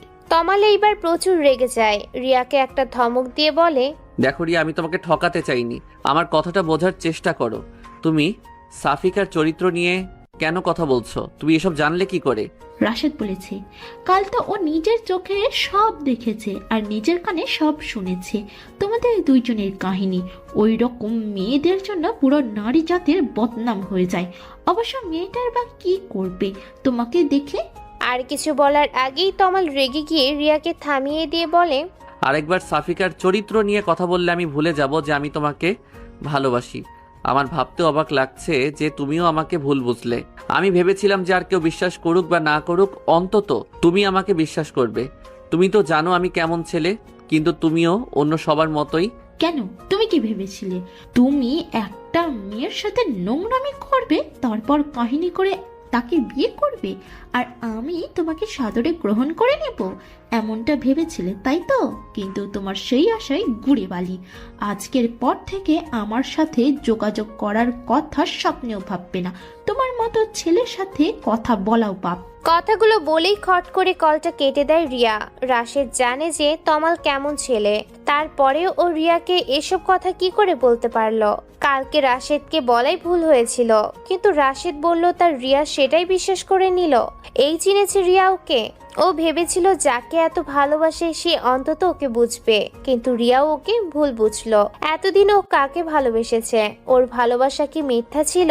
অন্তত আসল ঘটনাটা কি সেটা শুনে তারপর জাজ করতো তমালকে, কিন্তু ও রাশেদের মুখে শোনা কথাটাকে বেশি গুরুত্ব দিল। রাগটাকে কন্ট্রোল করতে না পেরে হাতের ফোনটাই ছুঁড়ে ফেলে দিল। তা ছাদের উপরে পড়তে ভেঙে ব্যাটারি আর কভারগুলো ছড়িয়ে ছিটিয়ে পড়লো চারদিকে। তারপর ভাঙা ফোনটাকে ওখানে ফেলে রেগে ছাদ থেকে নিজের রুমে দিকে পা বাড়ালো। রাত হলে সব কথা যেন বেশি করে মনে পড়তে থাকে। এখন যেমন সাফিকার ওর বাড়ির কথা মনে পড়ছে খুব, সানিয়ার সাথে করা খুনসুটি, ওর মা বাবার সাথে মজা করা, গ্রামের মুক্ত পরিবেশে ঘুরে বেড়ানো, সব স্মৃতিরা যেন ভিড় করেছে। এসব ভাবতে চোখের কোণা থেকে কয়েক ফোঁটা জল গড়িয়ে পড়ল। ঘুম যেন আসতেই চাইছে না। তারপর একা রুমে আরো খারাপ লাগছে। তরির ওখানে গিয়েছিল, তাড়িয়ে দিল, বলল এখন থেকে রাতে ওর রুমে নট অ্যালাও। অথচ তমালও অনেকক্ষণ হলো কোথায় যেন গেল বের হয়ে, মনে হলো খুব জরুরি কাজ আছে। তমাল রুমে এসে দেখলো যে সাফিকা ঘুমিয়ে পড়েছে। রিয়ার সাথে কথা বলে ভীষণ রেগে আছে তমাল। রুমে এসে সাফিকাকে দেখে ওর রাগটা দ্বিগুণ হয়ে গেল। যে মেয়েটার জন্য ওর জীবনে এত সমস্যা, সে আরামে ওর বিছানায় ঘুমোচ্ছে, এটা যেন ওর সহ্য হচ্ছে না। তমাল রুমে এসেছে বুঝতে পেরে সাফিকা চোখ খুলে বলল, কোথায় ছিলেন এতক্ষণ? কথাটা বলতে না বলতেই তমাল যেন তেলে বেগুনে জ্বলে উঠল আর বলে ওঠে, কেন তোমাকে সেই কৈফিয়ত দিতে হবে নাকি? আমার জীবনটা তছনছ করে দিয়ে নিশ্চিন্তে ঘুমাচ্ছ। আমি যতক্ষণ রুমে থাকি ততক্ষণ আমার আশেপাশে থাকবে না বেশি। তোমাকে দেখলেই আমার সবকিছু এলোমেলো হয়ে যায়। কথাগুলো বলেই তমাল ব্যালকনিতে চলে গেল। সাফিকা বোবার মতো ওর দিকে তাকিয়ে আছে। অত শুধু জানতে চেয়েছিল যে এতক্ষণ কোথায় ছিল। এটা জানতে চাওয়াটা কি খুব বড় অপরাধ? সাফিকার নিজেরও প্রচুর রাগ। এখানে আসার পর থেকে সব সময় রাগের আগুনটাকে ছাই চাপা দিয়ে রেখেছিল, কিন্তু এখন আর যেন তা চাপা থাকতে চাইছে না। তারপরেও সাফিকা অনেক কষ্টে নিজেকে কন্ট্রোল করার চেষ্টা করে চোখ বন্ধ করে শুয়ে পড়ল। একটু পরেই তমাল এসে ওর পাশে শুয়ে পড়ল। সাফিকা আরো একটা কথাও বলছে না। তমাল সাফিকাকে বকা দেওয়ার পর নিজেই আবার অনুতপ্ত হয়। রিয়ার রাগগুলো ওর সাফিকার উপরে চাপিয়ে দিয়ে যেন ওর রাগটা অনেকটা কমে গেছে। তাই সাফিকার সাথে কিছুটা স্বাভাবিক হওয়ার জন্য বলল, তোমাকে আমি আবারও বলছি, আমার রাগ হয় এমন কোনো কাজ করবে না। আমি নিজের রাগটাকে কন্ট্রোল করতে পারি না। তারপরও এটুকু বলেই থেমে যায় তমাল, কারণ এখন সাফিকা এমন কিছুই করেনি যার কারণেও সাফিকাকে এত কথা শোনালো। তমালের এই স্বাভাবিক আচরণে সাফিকার রাগটা কমার বদলে আরো বেড়ে গেল। ও তমালের দিকে ঘুরে বলতে লাগলো, আমাকে আপনার কি মনে হয় বলুন তো? একটা পুতুল? আমাকে করুণা করে বিয়ে করেছেন, থাকতে দিচ্ছেন, তাই বলে কি আমি আপনার কেনা গোলাম হয়ে গেছি? যখন ইচ্ছা হবে ভালো ব্যবহার করবেন, যখন ইচ্ছা হবে খারাপ ব্যবহার করবেন। আমি কি মানুষ না নাকি? দুঃখ কষ্ট আমারও আছে। আপনি বারবার আমার জীবন তছনছ করার কথা বলছেন। আচ্ছা, আমি আপনার কি তছনছ করেছি বলতে পারবেন? আমি আপনার পরিবার থেকে আপনাকে আলাদা করে দিয়েছি নাকি আপনার? এতটুকু বলতেই তমাল নিজের রাগকে কন্ট্রোল করে বলল, তুমি এখনো বুঝতে পারছো না তুমি কি তছনছ করেছো, নাকি না বোঝার নাটক করছো? আমি রিয়াকে ভালোবাসতাম, শুনেছো এবার? আমি শুধু রিয়াকে বিয়ে করতে চেয়েছিলাম, কিন্তু শুধুমাত্র তোমার জন্য রিয়াও আমাকে ভুল বুঝলো। অন্য সবাই আমাকে ভুল বুঝেছে এবং আমি যতটা না কষ্ট পেয়েছি তার চেয়ে 1000 গুণ বেশি কষ্ট পেয়েছি আমি রিয়ার ব্যবহারে। ও আমাকে ভুল বুঝেছে। বুঝতে পারছো তুমি ব্যাপারটা? সাফিকা তমালের মুখে রিয়ার নাম শুনে যেন আকাশ থেকে পড়ল। ওর বুকের ভিতরটা যেন দুমড়ে মুচড়ে যাচ্ছে। তমাল ওকে পছন্দ করে না সেটাও মেনে নিয়েছিল, কিন্তু অন্য একটা মেয়ের জন্য ও সাফিকাকে এতগুলো কথা শোনাচ্ছে, এটাও কিছুতেই মেনে নিতে পারছে না। ওর মন চাইছে এক্ষুনি ছুটে গ্রামে চলে যেতে, যা হওয়ার হবে। ওখানে রিমন তো বাইরে গেলে শুধু বিরক্ত করে, কিন্তু এখানে ঘরের মধ্যেই ও যে মানসিক চাপের শিকার হচ্ছে, তা না পারছে কাউকে বলতে, আর না পারছে এসব আর সহ্য করতে। রুমের বাইরে ওর চাচির কালো মুখ সহ্য করে আবার রুমের ভিতরে তমালের তিক্ততা ও আর নিতে পারছে না। আমাকে মাফ করবেন যে আমি না জেনে আপনার ভালোবাসার মাঝে ফাটল ধরিয়েছি। আমি না থাকলে যদি আপনার সব সমস্যার সমাধান হয়ে যায়, তাহলে আমি আর সেটা বাড়াতে চাই না। আপনি কালকে যদি একবার আমাকে এই কথাটা জানাতেন যে আপনি কাউকে ভালোবাসেন, তাহলে আমি কখনোই আপনাকে বিয়ে করার জন্য রাজি হতাম না। আর বড় আব্বুর কথা রাখতে না হলে তো আমি। এতটুকু বলে থেমে যায় সাফিকা। ওর দু চোখ ভর্তি তমালের জন্য ঘৃণা জমে গেছে। একটা মানুষকে এতটা বহুরূপী কেন হতে হবে? আজকে ওর বাবা মায়ের সাথে গ্রামে যেতে দিতে পারলেই হতো, তাহলে এত কথা শুনতে হতো না সাফিকাকে। এর মধ্যে তুমি আবার বাবাকে কেন টেনে আনছো? সাফিকা এখন কি করে বলবে যে তমালের বাবাই সাফিকাকে জোর করেছিল তমালকে বিয়ে করার জন্য? কারণ সাফিকার পেছনে সবাই যেভাবে লেগে আছে তাতে উনি ভয়ে ছিল যে এখানেও যখন এত বাজেভাবে ওর বিয়েটা ভাঙলো, তার মানে যেখানেই যাক কেউ একজন আছে যে ওর ক্ষতি চায়। আর এ কারণেই সাফিকাকে গ্রামে পাঠিয়ে সাহস পায়নি। হয়তো ওখানে ওর জন্য নতুন কোনো বিপদ অপেক্ষা করছে। কি হলো, এখন কিছু বলছো না কেন? হ্যাঁ, বড় আব্বুর কথাতেই আমি আপনাকে বিয়ে করেছি, কারণ তিনি আমাকে কোনো বিপদের মুখে ঠেলে দিতে চাচ্ছিলেন না। বাহ, আমার বাবাকে তো ভালোই হাত করে নিয়েছো। তোমাকে বিপদ থেকে উদ্ধার করতে নিজের ছেলেটাকেই জাহান্নামের দিকে ঠেলে দিলেন। আরে ভাই, কোনো ভালো ছেলে দেখে তোমাকে বিয়ে দিলেই তো। পরেরটুকু কেন বললেন না? কে বিয়ে করতো আমাকে? আর সে বিয়েটা ভাঙতো আরো সহজ হতো, কারণ এখনো আমি একটা কলঙ্কিত মেয়ে। যার এত বড় একটা কলঙ্ক, তাকে কে বিয়ে করবে? আপনি সুখী আছেন আমাকে বিয়ে করে? আপনি তো জানেন আমি কেমন মেয়ে। আমি কালকে গ্রামে চলে যাব, ঘর বন্দি হয়ে থাকবো, তবু এসব আমি আর সহ্য করতে পারছি না। একদিনই আমি হাঁপিয়ে উঠেছি, এর পরের দিনগুলো কিভাবে কাটাবো এখানে? যে আমাকে ভরসা দিয়ে রেখে দিল, সেই যদি এমন করে তাহলে। সরি, রিয়ার সাথে কথা বলে মন মেজাজ খারাপ হয়ে গিয়েছিল। কারোর সাথে রাগলে সেই রাগটা এখন থেকে আমার উপরেই ঝাড়বেন বলে ঠিক করে ফেলেছেন মনে হচ্ছে। দেখো, সরি বললাম তো। সরি দিয়ে সবকিছু সমাধান হয় না মিস্টার তমাল। আর আপনি ভালোবাসার কথা বলছেন, যে ভালোবাসা একে অপরের প্রতি বিশ্বাসটাই নেই, তাকে আপনি ভালোবাসা বলছেন? যাকে ভালোবাসেন সেই যদি আপনাকে বিশ্বাস না করে, তাহলে সেই ভালোবাসার কি মূল্য থাকতে পারে? তোমার ভালোবাসার মানুষটি তোমাকে ধোকা দিলে তুমি কি করতে? তুমি কি তাকে ভুল বুঝতে না? এমনি এমনি মাফ করে দিতে তাকে? আপনি কি সত্যিই কোনো ভুল করেছেন? আপনি তাকে সত্যিটা বলার পরেও যদি আপনাকে বিশ্বাস না হয়, তাহলে একবার অন্তত সত্যটা যাচাই করা উচিত ছিল। তমাল আর কিছু না বলে একদম চুপ হয়ে গেল। সাফিকাও চুপ হয়ে যাওয়ায় রুমে পিনপতন নীরবতা বিরাজ করতে লাগলো। সকালে ঘুম থেকে উঠে সাফিকা ওর চাচির সাথে নাস্তা বানাচ্ছে। ওর চাচি ওর সাথে একটা কথাও বলছে না। সাফিকা ব্যাপারটা হজম করার চেষ্টা করছে। তরি নাস্তা করে কলেজে চলে গেছে। তমাল আর ওর বাবাও অফিসে চলে গেছে। সাফিকার চাচি নিজের রুমেই আছেন। সাফিকা সেখানে গিয়ে সাহস পাচ্ছে না। নিজের রুমে একা একা দম বন্ধ হয়ে আসছে সাফিকার। বিয়ের আগে সারাদিন ওর চাচির আশেপাশেই থাকতো, সময় কেটে যেত, কিন্তু এই বিয়েটা যেন ওর জীবনে অমানিসা হয়ে ঘিরে ধরেছে। দুপুরেও চুপচাপ তমালের মায়ের সাথে সাফিকা রান্না বান্না করলো। তারপর নামাজ কালাম পড়ে তরির সাথে দুপুরের খাবার খেলো। তরি দুপুরের দিকে কলেজ থেকে ফেরাই সাফিকা যেন দেহে প্রাণ ফিরে পেল। তরির সাথে কথা বললে সাফিকার নিজেকে একটু হালকা মনে হয়, ভালো লাগা কাজ করে। তমালও আজ সকালে ওর সাথে একটা কথাও বলেনি। ওর চাচা অবশ্য ওর চাচিকে বারবার সাবধান করে দিয়ে গেছে যেন সাফিকার সাথে কোনো ঝামেলা না করে। সাফিকা বুঝতে পারছে না যে এভাবে আর কয়দিন চলবে। একদিনেও ও ঘনিষ্ঠ হয়ে উঠেছে, এভাবে চলতে থাকলেও পুরোপুরি পাগল হয়ে যাবে যে। তমাল ফোন আর সিম দুইটাই চেঞ্জ করেছে। নতুন সিম থেকে রিয়াকে আরো একবার কল করেছিল দেখা করে সবটা বলার জন্য, কিন্তু রিয়া ওর কোনো কথা না শুনেই কল কেটে দিয়েছে। তমালের সাথে ও আর কথা বলতে চায় না, এটাই স্বাভাবিক। একদিক দিয়ে দেখতে গেলে তমাল তো রিয়াকে ধোকা দিয়েছে, আর একজন ধোকাবাজের সাথে কেই বা সম্পর্ক রাখতে চাই, তার উপর ও আবার বিবাহিত। সাফিকাকে দেখলেই তমালের রিয়ার কথা মনে পড়ে যায়, রাগ উঠে যায়, কিন্তু অনেক কষ্টের রাগগুলোকে কন্ট্রোল করে। সাফিকাও নিজেকে যথাসম্ভব তমালের থেকে দূরে রাখার চেষ্টা করে। তুষার সেই সকালে নাস্তা করে বের হয় আর অনেক রাতে বাসায় ফেরে। সাফিকার বিষণ্ণ মুখটাও দেখতে পারে না। ও বুঝতে পারে যে সাফিকা তমালের সাথে সুখে নেই, তারপরেও কিছু করতে পারে না। সবাই জানে যে পরিস্থিতির মুখে পড়ে তুষার সাফিকাকে বিয়ে করতে চেয়েছিল।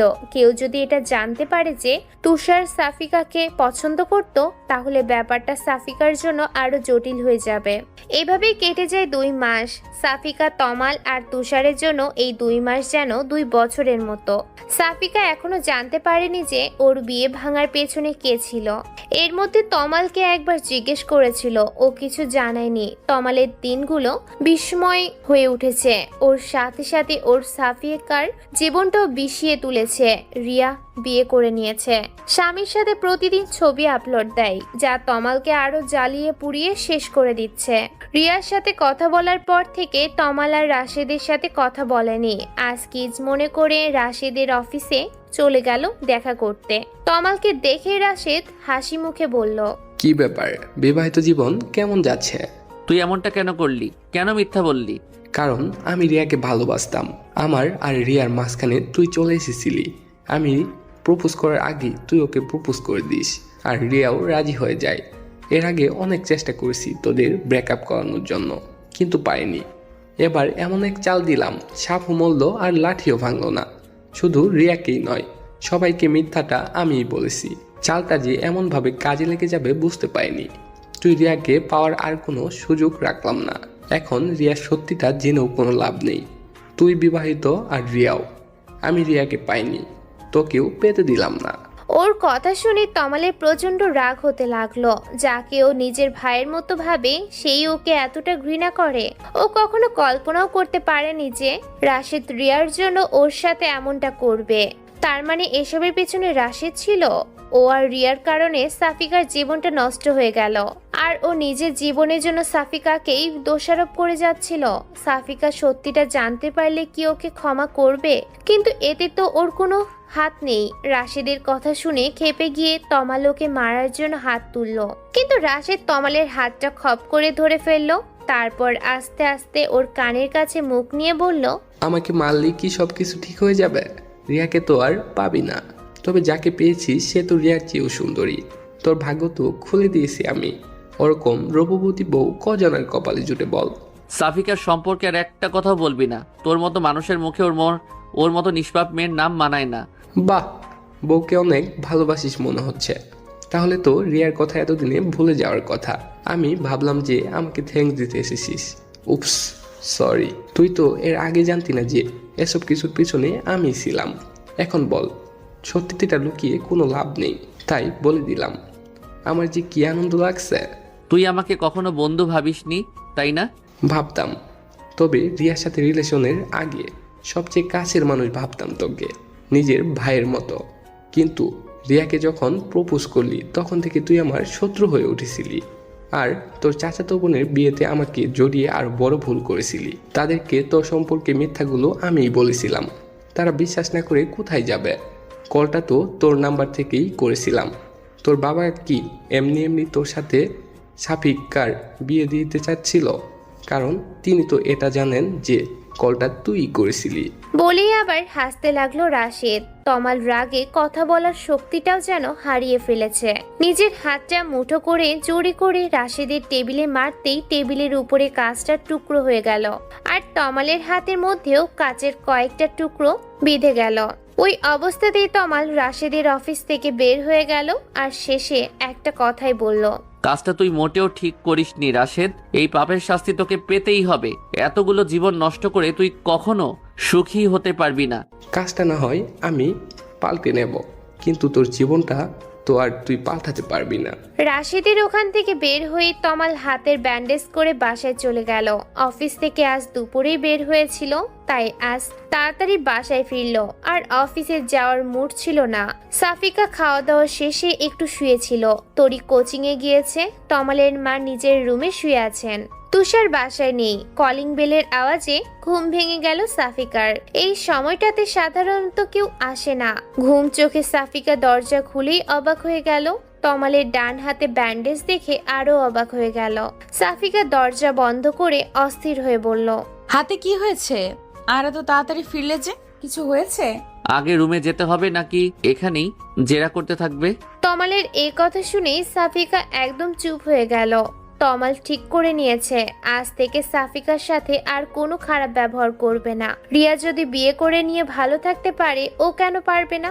এখানে রিয়ার যেমন কোনো দোষ নেই, তেমনি সাফিকা বা তমালেরও কোনো দোষ নেই। তাহলে ও কেন শুধু শুধু সাফিকাকে কষ্ট দিবে?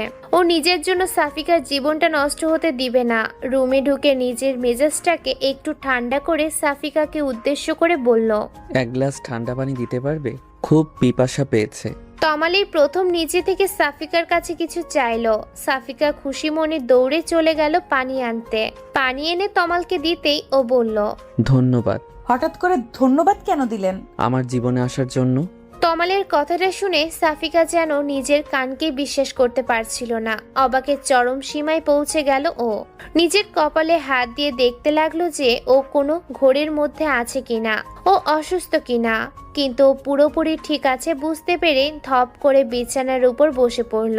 তারপর উঠে গিয়ে তমালের কপালে হাত দিয়ে দেখলো যে ও সুস্থ আছে কিনা। তারপর অবাক হয়ে বলল, আপনি কি অসুস্থ নাকি মাথায় আঘাত লেগেছে? ড্রিঙ্ক করেননি তো? কি হয়েছে আপনার? আপনি ঠিক আছেন তো? তমাল সাফিকাকে এই প্রথম নিজের বুকে টেনে নিয়ে বলল, তুমি এত অস্থির কেন হচ্ছ? আমি ঠিক আছি। আমি সজ্ঞানে এই কথাটা বলেছি। সত্যি আমি ধন্য যে তোমার মতো কাউকে আমার জীবনে পেয়েছি। আমার জন্য তোমার অনেক কষ্টে কেটেছে এই কয়দিন। আমি আর তোমাকে কষ্ট দিতে চাই না। তমালের হৃদস্পন্দন স্পষ্ট শুনতে পাচ্ছে সাফিকা। খুশিতে যেন আত্মহারা হয়ে গেছে ও। চোখের কোণে বেয়ে এক ফোঁটা সুখের নোনা জল গড়িয়ে পড়ল। তবে তমালের এই আকস্মিক পরিবর্তনে কিছুটা ভয়ও আছে সাফিকা। তমাল কি সত্যি রিয়াকে ভুলে ওকে আপন করে নিয়েছে, নাকি ওর মুড সুইং এর জন্য এমনটা করছে? দেখা যাবে। এখন নিজেই বুকে টেনে নিচ্ছে, একটু পরে আবার ওকে ছুঁড়ে ফেলে দিবে। এইসব কথা মনে হতেই তমালের বুক থেকে যেন ছিটকে পড়ল সাফিকা। সাফিকার এমন করাই তমালের হাতে আঘাত লাগলো, আর ও ব্যথা পেয়ে বলল, কি করছো? হাতে লাগছে তো। সাফিকা তমালের হাতটা নিজের হাতের মুঠির মধ্যে নিয়ে বলল, সরি, আমি বুঝতে পারিনি। আসলে আপনার এমন ব্যবহার দেখে আমি নিজেকে সামলাতে পারিনি। হাতে কি হয়েছে তা শুনবে না, নাকি আমার কোনো কিছু নিয়ে তোমার কোনো মাথা ব্যথাই নেই? আপনি তো রিয়াকে ভালোবাসেন, তাই। আর একবার আমাদের মাঝে কারো নাম নিবে না। আমি তোমার স্বামী আর তুমি আমার স্ত্রী। এখন এটাই সত্য, আমি আমার অতীতগুলোকে মনে করে তোমার জীবনটাকে শেষ করে দিতে পারি না। করুণা নাকি ভালোবাসা? তোমার যেটা মনে হবে সেটাই। আমি তো কারোর করুণার পাত্রী হয়ে থাকতে চাই না। আমি কারোর করুণা নয়, ভালোবাসা চাই। আশা করি বুঝতে পেরেছেন। তমাল কি বলবে বুঝে উঠতে পারছে না। ভালোবাসা কি এত সহজে হয়? ও কি সত্যি সাফিকাকে ভালোবাসে, নাকি করুণার বশে ওকে ভালোবাসতে চাইছে? ও নিজেও বুঝতে পারছে না, কিন্তু ও আর সাফিকাকে কষ্ট দিতে চাচ্ছে না, তাই কোনো কিছু না ভেবেই বলে দিল, ভালোবাসি মিস সাফিকা। কথাটা শুনেই সাফিকা কান্না করতে করতে তমালের বুকে ঝাঁপিয়ে পড়ল। তারপর বলল, আমি জানতাম আপনি একদিন না একদিন আমাকে ঠিক মেনে নেবেন। বিয়ের বন্ধনটা যে এমনই শক্ত বন্ধন, যা নির্দয়ের মনেও ভালোবাসা সঞ্চার করে দেয়। এটা যে পবিত্র একটা বন্ধন। বিশ্বাস করুন, আমার এতদিনের সব কষ্টগুলো হাওয়ায় মিলিয়ে গিয়েছে আপনার একটা কথাতেই। কথা দিন আর কখনো আপনি আপনার সিদ্ধান্ত বদলাবেন না, আর কখনো আমাকে কষ্ট দিবেন না। তমাল ভাবতেই পারেনি যে সাফিকা ওকে এত সহজে গ্রহণ করে নিবে। ও ভেবেছিল যে সাফিকাকে মানাতে ওকে অনেক কাঠখড় পোড়াতে হবে। অনেক খারাপ ব্যবহার করেছে এই কয়দিনে। তমাল সাফিকাকে নিজের বুকে আরো শক্ত করে চেপে ধরে বলল, কথা দিচ্ছি আর কখনো তোমাকে কষ্ট দিব না। তোমার ভালো থাকাই আমার ভালো থাকা, তোমার খুশি আমার খুশি। আর আমার দুঃখগুলো, কষ্টগুলো, সেগুলোর ভাগ নেবেন না। তবে আমি তোমার জীবনে দুঃখ কষ্টটাকে আর আসতে দিব না। আমি চাই আর কোনো কষ্ট যেন তোমাকে ছুঁতে না পারে। তমাল যেমন ভাবতে পারেনি যে সাফিকা এত তাড়াতাড়ি সব মেনে নিবে, তেমনি সাফিকাও ভাবতে পারেনি যে তমাল ওকে এত তাড়াতাড়ি ভালোবেসে ফেলবে। সন্ধ্যা থেকে তমালের ভীষণ জ্বর, বিছানা ছেড়ে উঠতে পারছে না। একে তো হাতের ব্যথা, তার উপরে জ্বর। দুপুরেও কিছুই খায়নি, বলেছে যে দুপুরে বাইরে খেয়ে এসেছে। রাতে তুষার ওষুধ এনে দিল, সাফিকা স্যুপ বানিয়ে খাইয়ে দিল, তারপর ওষুধ খাইয়ে দিল। তবুও জ্বর কমার নাম নেই। রাতের সাথে সাথে জ্বরও যেন বাড়ছে। সাফিকা একটা টুল নিয়ে তমালের মাথার কাছে বসে জলপট্টি দিয়েই যাচ্ছে। যতক্ষণ জলপট্টি দিচ্ছে ততক্ষণ একটু নীরব থাকে তমাল। জলপট্টি দেয়া বন্ধ করলেই তমাল ছটফট করতে থাকে। সাফিকা নিজের ঘুম বাদ দিয়ে তমালের কপালে জলপট্টি দিয়ে যাচ্ছে। বারবার ঘুমে ঢুলে পড়ছে সাফিকা, তারপরেও রাত জেগে তমালের সেবা করে যাচ্ছে। জ্বরে তমালের যেন কোনো হুঁশ নেই, মরার মতো পড়ে আছে। মাঝরাতের দিকে তমালের হুঁশ ফিরে। জ্বর কিছুটা কমেছে, তবে শরীরটা ভীষণ দুর্বল। উঠে বসার মতো শক্তিটুকুও যেন নেই। ও দেখে যে ওর পাশেই বিছানার উপর হাতের উপর মাথাটা দিয়ে ঘুমিয়ে আছে সাফিকা। সাফিকার মুখটা আজ ভালো করে খেয়াল করে তমাল। কি যেন এক মায়ায় আচ্ছন্ন হয়ে আছে সাফিকার মুখটা, যা তমালকে বারবার আকর্ষণ করছে। এতদিন এই মায়ায় কেন পড়েনি তমাল? নাকি এতদিন সাফিকাকে কখনো ভালো করে দেখেইনি? তমাল বিছানা থেকে নামতে গিয়ে আবার বিছানার উপর বসে পড়ে। শরীরটা যেন উঠতে সায় দিচ্ছে না। সাফিকাকে ডাকতে গিয়েও ডাকে না তমাল। পুরোপুরি হুঁশ না থাকলেও তমাল এটা বুঝতে পেরেছে যে সাফিকা নিজের ঘুম বাদ দিয়ে সারা রাত ওর সেবা করেছে। সাফিকার কপালের উপর থেকে চুলগুলো সরাতেই তমালের হাতে স্পর্শ পেয়ে ঘুম ভেঙে যায় সাফিকার। সাফিকা এক লাফে টুল থেকে উঠে পড়ে। তারপর তমালের সামনে গিয়ে ওর কপালে হাত দিয়ে দেখে যে জ্বর অনেকটা কমে গেছে। তমাল হেসে ফেলে, তারপর বলে, আমি ঠিক আছি। বিছানায় শোয়া বাদ দিয়ে তুমি টুলের উপরে কেন ঘুমাচ্ছিলে? সাফিকা তমালের কপাল থেকে এক হাত সরিয়ে নিয়ে বলতে থাকে, না মানে কখন ঘুমিয়ে পড়েছি বুঝতে পারিনি। আপনার এখন কেমন লাগছে? বিছানা থেকে উঠেছেন কেন? আমার এখন একটু ভালো লাগছে। বউয়ের সেবায় স্বামী সুস্থ না হয়ে পারে। আমি তো ভাবলাম যে ভয়ে তুমি আমার পাশে শওনি। আমার জ্বরটা যদি তোমারও হয়ে যায়। বলেই আবার হাসতে থাকে তমাল। সাফিকা লাজুক একটা হাসি দিয়ে বলে, জ্বর কি ছোঁয়াচে রোগ নাকি যে আপনার পাশে থাকলেই আমারও হয়ে যাবে? আর সেই ভয় থাকলে রাত জেগে কি আর আপনার সেবা করতাম নাকি? জ্বর হলে কি মানুষ মারা যায় নাকি? সামান্য জ্বরেই যদি তুমি এত সেবা যত্ন করো, তাহলে বড় কোনো অসুখ হলে তো আর সেবাই করতে চাইবে না। সব সেবা এখনই দিয়ে দিবে মনে হচ্ছে। আপনি এত রাতে বিছানা থেকে উঠছেন কেন? দেখেছো, তোমার সাথে কথা বলতে গিয়ে বাথরুমে যাওয়ার কথাও ভুলে গেছি। এই সাহায্যটা আশা করি করবে। চলুন আমি নিয়ে যাচ্ছি। বলেই সাফিকা তমালের হাতটা ধরে বাথরুমের ভেতরে নিয়ে যায়। তারপর ও বের হয়ে আসে আর ভাবতে থাকে যে তমাল সত্যি একা যেতে পারছিল না, নাকি ইচ্ছে করে ওকে নিয়ে যেতে বলল। তমাল বাথরুম থেকে বের হওয়ার পর সাফিকা আবার ওর হাত ধরে বিছানা পর্যন্ত নিয়ে আসে। তারপর বিছানায় শুয়ে তমাল পেটে হাত দিয়ে বলতে থাকে, জ্বর তো চলে গেছে, কিন্তু পেটের মধ্যে যে ইঁদুর ছুঁচোগুলো দৌড়াচ্ছে সেগুলো তাড়াতে পারলে আরো ভালো হতো। কিন্তু এত রাতে কাউকে বিরক্ত করতে চাচ্ছিলাম না। কথাটা বলে তমাল সাফিকার দিকে তাকায়। সাফিকা তমালের কথার মানে বুঝতে পেরে বলে, আপনি কিছুক্ষণ অপেক্ষা করুন, আমি আসছি। বলেই সাফিকার রুম থেকে বের হয়ে যায়। তমাল সাফিকাকে উদ্দেশ্য করে বলল, দেখো, ফ্রিজে যা থাকে তাই নিয়ে আসো, একটা কিছু হলেই চলবে। সাফিকা ফ্রিজ খুলে দেখে যে ঠান্ডা ভাত আর তরকারি আছে, আর বাকি যা আছে সব ঠান্ডা। এক রাতে এগুলো গরম করার চাইতে গরম কিছু রান্না করাই ভালো। সাফিকা রান্নাঘরের দরজাটা বন্ধ করে নেয় যেন কারোর কোনো অসুবিধা না হয়। এত রাতে সবাই ঘুমাচ্ছে। তারপর নুডলস সেদ্ধ করে ফ্রিজ থেকে আগে থেকে কেটে রাখা পেঁয়াজ মরিচ দিয়ে আর ডিম নিয়ে নুডলস রান্না করে তমালের জন্য নিয়ে যায়। সাফিকার রান্নাঘর থেকে বের হতে দেখতে পায় যে তুষার ফ্রিজ থেকে ঠান্ডা পানি বের করে খাচ্ছে। দুজন দুজনকে দেখে চমকে যায়। তারপর তুষার সাফিকার দিকে এগিয়ে গিয়ে বলে, এত রাতে তুমি রান্নাঘরে কি করছো? আপনার ভাইয়ের ক্ষুধা পেয়েছে তাই। আসলে রাতেও কিছু খাইনি। এখন কি অবস্থা ভাইয়ার? জ্বর কি কমছে? হ্যাঁ, এখন একটু সুস্থ। তাই বলো, তুমি এত রাতে রান্নাঘরে কি করবা? ভাইয়ার কি জ্ঞান কাণ্ড বলে কিছুই নেই? এত রাতে তোমাকে রান্না করতে পাঠিয়েছে? আরে উনি কিছু রান্না করতে বলেনি, আমি রান্না করলাম। ভাবলাম ঠান্ডা খাবার খাওয়ার থেকে কিছু রান্না করে দেই। ফ্রিজে কি খাবার নেই নাকি? গরম করে দিলেই তো হয়, আবার রান্না করতে হবে? আস্তে। এ কথা বলতে না বলতেই সাফিকা দেখতে পায় যে তমাল রুম থেকে বের হয়ে এসেছে। সাফিকা ওর হাতের ট্রেটা পাশে টেবিলের উপর রেখে তমালের দিকে এগিয়ে যায়। তমাল তুষারকে দেখে জিজ্ঞেস করে, তুই এত রাতে এখানে কি করছিস? আমি তো পানি খেতে এসেছিলাম, দেখলাম সাফিকা এত রাতে রান্না করছে। তা তুমি এখন ঠিক আছো তো? হ্যাঁ, আমি ঠিক আছি। তোকে না বলেছি সাফিকাকে এখন থেকে ভাবি বলবি? আগে যাই বলতি না কেন? এখনো তোর ভাবি, সো ভাবি বলবি। তারপর সাফিকাকে উদ্দেশ্য করে বলল, আর তুমি এত রাতে আবার কি রান্না করতে গিয়েছো? তুষার আর কিছু না বলে ওখান থেকে চলে গেল। সাফিকা তমালকে ধরে রুমে নিয়ে যেতে যেতে বলল, আপনি আবার বিছানা থেকে নেমেছেন কেন? আমি তো যাচ্ছি। আমি কি তোমাকে রান্না করতে বলেছি নাকি? আচ্ছা, কথা না বলে চুপচাপ এখানে বসুন, আমি খাবারটা নিয়ে আসি। তারপর নুডলস এনে চামচ দিয়ে তমালকে খাইয়ে দিতে লাগলো সাফিকা। তমাল চামচটা সাফিকার মুখের দিকে দিয়ে বলল, আমি একাই খাবো নাকি? তুমিও খাও। এত কষ্ট করে রান্না করলে একটু টেস্ট করে দেখবে না? সাফিকা নিজের মুখ সরিয়ে নিয়ে তমালকে বলল, আমি তো রাতে খেয়েছি, আপনি খান। আর আমার রান্নার টেস্ট আমার জানা আছে। তমাল জোর করে সাফিকাকে খাইয়ে দিয়ে বলল, আমার সাথে খাও এখন। আমার বউয়ের হাতে রান্না যে এত সুস্বাদু তা তো আগে জানতাম না। সাফিকা মুখের খাবারটা শেষ করে নিয়ে বলল, আগে কি আমাকে বউ ভেবেছেন?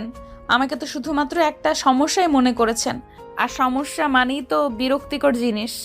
ওকে, নেক্সট টাইম আমার বউকে বউ হিসেবেই দেখব আর তার সব দিকেই খেয়াল রাখবো। এখন এটাই যে আমার দায়িত্ব। এতদিন তো কোনো অন্ধকারে ডুবেছিলাম, আজ আলোর দিশা খুঁজে পেয়েছি। সেই আলোয় আমি আমাদের বাকি জীবনটা আলোকিত করে নিতে চাই। খাওয়া শেষ করে সাফিকাও তমালের পাশে শুয়ে পড়ল। তমালের জ্বর কিছুটা কমলেও ওর শরীরের উত্তাপ সাফিকা অনুভব করতে পারছিল। সকালে তমাল অনেকটা সুস্থ হয়ে উঠলেও তমালের বাবা মা ওকে অফিসে যেতে বারণ করলো। তমালও অফিস থেকে একদিনের ছুটি নিয়ে নিল। ওর হাতে কি হয়েছিল তা এখনো কেউ জানে না। আর আশ্চর্যের ব্যাপার হচ্ছে কেউ কিছু জানতেও চায়নি। ব্যাপারটা তমালের জন্য ভালোই হয়েছে, না হলে সবাইকে মিথ্যা বলতে হতো। সত্যিটা তো আর বলা যাবে না। হাতে ড্রেসিং করানোর জন্য তমাল হাসপাতালে যাবে শুনে সাফিকা ওর পিছু নিল।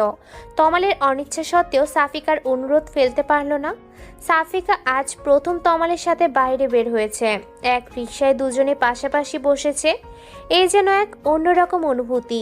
সাফিকার স্বপ্নগুলো যেন পূরণ হতে চলেছে এক এক করে। তমালের সাথে রিকশায় যেতে ভালোই লাগছে ওর কাছে। তমাল রিয়ার সাথে অনেকবার অনেক জায়গায় ঘুরেছে, তবে আজ সাফিকার সাথে ঘুরতে ওর অন্যরকম ভালো লাগছে। যদিও ওরা ঘুরছে না, ডাক্তারের কাছে যাচ্ছে, তারপরেও এটাকেও এক ধরনের ঘোরাঘুরি মনে হচ্ছে। ডাক্তার দেখানো শেষে ওষুধ নিয়ে ওরা আবার বাসার উদ্দেশ্যে রওনা দিল। সাফিকা এর আগে শহরে তেমন একটা আসেনি, আসলেও কিছু ঘুরে দেখেনি। আজ তমালের সাথে বের হয়ে মনে হচ্ছে সারা শহর একদিনে ঘুরে শেষ করে দেবে। তমাল অসুস্থ না হলে সাফিকা আজকে ওকে নিয়ে ঘুরতে বলতো, কিন্তু এখন এই কথা বলাটা ঠিক হবে না। তমাল হয়তো সাফিকার মনের অবস্থাটা বুঝতে পেরেছিল, তাই রিক্সাওয়ালাকে বলল পাশের একটা রিসোর্টে নিয়ে যাওয়ার কথা। তমালের দিকে রিসোর্টের কথা শুনে সাফিকা খুশিও হলো, আবার কিছুটা অবাকও হলো। তারপর বলল, বাসায় যাবেন না? এখন আবার রিসোর্ট কেন? আপনি না অসুস্থ? তুমি এত কথা বলো কেন? আমি কি অনেক অসুস্থ নাকি? হাতে একটু লেগেছে আর কি। আচ্ছা, আপনার হাতটা কাটলো কিভাবে? তমাল যেন এই ভয়টাই পাচ্ছিল এখন সাফিকাকে কি উত্তর দিবে। তারপর অনেক ভেবেচিন্তে বলল, আমার অফিসের টেবিলটা ভেঙে গিয়েছে, ওইটার কাচের টুকরো হাতে লেগেছিল, তাই আর কি। আপনার হাতে কি করে লাগলো? কিভাবে আবার? আমার হাতটা ওখানেই ছিল। আচ্ছা চলো, আমরা চলে এসেছি রিসর্টে। তারপর দুজনে অনেক মজা করলো। দুপুরে কিছুটা পরে বাসায় ফিরতে তমালের মা তমালের দিকে এগিয়ে এসে বলল, দেখি বাবা, তুই ঠিক আছিস তো? ডাক্তার দেখাতে এত সময় লাগে? কোথায় ছিলি তোরা? মা, তুমি একটু বেশি চিন্তা করছো। আমি তো ঠিক আছি। আমি সাফিকাকে একটু ঘুরিয়ে নিয়ে আসলাম। সারাদিন বাসার মধ্যে বন্দি থাকে। ঘরে বান্দি তো আমিই থাকি, কই আমার কথা তো কেউ কখনো এভাবে চিন্তা করে না। আর বউ আসতে না আসতেই বান্দি হয়ে গেল। মা, তুমি বিষয়টাকে অন্যভাবে কেন নিচ্ছ? সাফিকা গ্রাম থেকে এসেছে, এমন পরিবেশে থেকে ও অভ্যস্ত নয়। আর তাছাড়া ওর উপর দিয়ে যা ধকল যাচ্ছে তোমার বোঝা উচিত। তুমি ওকে একটু সাপোর্ট করবে তা নয়, তুমি ওর উপর আরো প্রেশার ক্রিয়েট করছো। তুমি কেন ওকে আপন করে নিতে পারছো না? সাফিকা তমালের হাত ধরে ওকে শান্ত করানোর চেষ্টা করলো আর বলে উঠল তমালের উদ্দেশ্যে, আপনি চাচিকে এইসব কি বলছেন? চুপ থাকুন। চাচি আমাকে অনেক ভালোবাসে, আপনি শুধু শুধু ভুল বুঝছেন। আমার ছেলেটাকে তো হাত করে নিয়েছিস, আর স্বামীকে তো অনেক আগেই হাত করে রেখেছিস। আমাকে হাত করা এত সহজ নয়। বলেই উনি ওখান থেকে চলে গেলেন। তমাল নিজের মাকে বোঝানোই ব্যর্থ হয়ে সাফিকার সাথে রুমে চলে গেল। সাফিকার মনটা খারাপ হয়ে গেল। ওর জন্য ওর চাচি তমালকে ভুল বুঝছে, আর তমালেরও ওর মায়ের সাথে সম্পর্কটা নষ্ট হয়ে যাচ্ছে। এভাবে চলতে দেওয়া যায় না। সানিয়া আজ ফোন করে জানালো যে সাফিকার বিয়ে হয়ে গেছে শুনে রিমন নাকি আবার বিদেশে চলে গেছে। কথাটা শুনে সাফিকা যেন খুশিতে লাফিয়ে উঠল। তমাল অনেকদিন পর সাফিকাকে এত খুশি দেখে জিজ্ঞেস করলো, কি ব্যাপার, আজ তোমাকে এত খুশি কেন লাগছে? সাফিকা খুশিতে তমালকে জড়িয়ে ধরে বলল, আমি ওই রিমন ইডিয়েটটা আমার বিয়ের কথা শুনে আবার বিদেশে চলে গেছে। আমার কি যে ভালো লাগছে। আমি আবার বাড়ি যেতে পারবো, আনন্দে ঘুরে বেড়াবো, ভাবতেই ভালো লাগছে। তমাল সাফিকার কাঁধে হাত রেখে বলল, আমাকেও নেবে নাকি একাই পাড়ি জমাবে? তমালের কথা শুনে সাফিকা যেন মেঘ না চাইতেই জল পেয়ে গেল। খুশির পরিমাণ দ্বিগুণ করে বলল, আপনি যাবেন আমার সাথে? তুমি নিলে তো যেতেই পারি। আগে ছিল দাদু বাড়ি, এখন তো শ্বশুর বাড়ি। যেতে তো হবেই, তবে কিছুদিন ওয়েট করতে হবে। পারবে তো? খুব পারবো। তারপর সাফিকা দিন গুনতে শুরু করলো যে কবে বাড়ি যাবে। সাফিকার অপেক্ষার প্রহর শেষ হয়েছে। কয়েক মাস পর ওর নিজের গ্রামে ফিরবে। তমালের অফিসে কিছুদিনের ছুটি হয়েছে পূজার, আর এই ছুটিটাকেই ও কাজে লাগাতে চায়। সাফিকা কাল থেকে ব্যাগ গোছানো শুরু করেছে। আজ সকাল থেকে বারবার শুধু ঘড়ি দেখছে যে কখন বের হবে। তমালের মায়ের মনটা কিছুটা খারাপ। উনি ভেবেছিলেন যে তমাল হয়তো সাফিকাকে মেনে নিতে পারবে না, কিন্তু এখন দুজনকে একসাথে দেখে কিছুটা মন খারাপ হলেও নিজের ছেলের হাসি মুখ দেখে সব ভুলে গেছেন। উনি তো এটাই চেয়েছিলেন যে তমাল খুশি থাকুক। সাফিকার সাথে যদি তমাল খুশি থাকে তাতে ক্ষতি কি? সাফিকা ভেবেছিল যে তমালের মা গোমরা মুখে ওদের বিদায় দিবে, কিন্তু বের হওয়ার একটু আগে তমালের মা সাফিকাকে ডেকে পাঠালো। তারপর সাফিকার হাত দুটি ধরে বলতে লাগলো, সাফিকা, তুই আমাকে ক্ষমা করে দিস। নিজের চাচি হয়েও তোকে অনেক কষ্ট দিয়েছি, কিন্তু তুই আমার কত খেয়াল রেখেছিস। আমার পরিবারের জন্য তোর মতো মেয়েই ঠিক। আমার সংসার পরিবার সব কি সুন্দর করে গুছিয়ে ফেলেছিস এই কয়দিনে। আমি আসলেই তমালের বিষণ্ণতাকে মেনে নিতে পারছিলাম না। আমি ওর জন্যই তোকে দেখতে পারতাম না। আমি বুঝতে পারিনি যে একটা ভালো বউ হলে ভালোবাসা দিয়ে সে সব কিছু জয় করে নিতে পারে। এখন আমার তুষারের জন্য এমন লক্ষ্মী একটা মেয়ে পেলেই হবে। এতটুকু বলতে উনি কান্না করে দিলেন। সাফিকা ওর শাশুড়ির হাতে হাত রেখে বলতে লাগলো, চাচি, আপনার জায়গায় অন্য কেউ থাকলেও হয়তো একই কাজ করত। সব মায়েরাই চায় যে তাদের সন্তান সুখে থাকুক। আপনিও তাই চেয়েছিলেন, এতে দোষের কিছু নেই। আর আমি কষ্ট পেয়েছি ঠিক, তবে আপনি তো আমার উপর কোনো অত্যাচার করেননি। আর এই কয়দিনের জমিয়ে রাখা কথাগুলো না হয় আমরা সারা জীবন ধরে চালিয়ে যাব। এখনো চাচি মা বলবি না? আমারও তো এখন দুইটা মেয়ে, তোরই আর তুই। আর এই গয়নাগুলো রাখ, এগুলো তমালের বউয়ের জন্য গড়িয়ে রেখেছিলাম, এতদিন দেইনি, তবে আজ সময় এসেছে এগুলো তার প্রকৃত হকদারের কাছে পৌঁছানোর। সাফিকা ওর শাশুড়ির হাত থেকে গয়নাগুলো নিতে নিতে বলল, এগুলোর কি দরকার ছিল? আপনাদের ভালোবাসাই আমার কাছে যথেষ্ট। একটা মেয়ের কাছে তার পরিবারের ভালোবাসার চাইতে বড় আর কি হতে পারে মা? সাফিকার মুখে মা ডাক শুনেই উনি সাফিকাকে জড়িয়ে ধরে কান্না করতে থাকেন। তারপর বলেন, আমার ছেলেটাকে ওখানে দেখে শুনে রাখিস মা, মায়ের মন বুঝিসই তো। আপনারাও চলেন, অনেক দিন যান না, ভালো লাগবে সবাই একসাথে গেলে। বিয়ের পর তোমার প্রথম শ্বশুরবাড়ি যাচ্ছে, সেখানে আমরা সবাই কি করে যাই। এবার তোরা ঘুরে আয়, তারপর আমরা সবাই একসাথে যাব। সাফিকা ভীষণ খুশি যে ওর চাচি আবার ওকে আগের মতো ভালোবাসা শুরু করে দিয়েছে।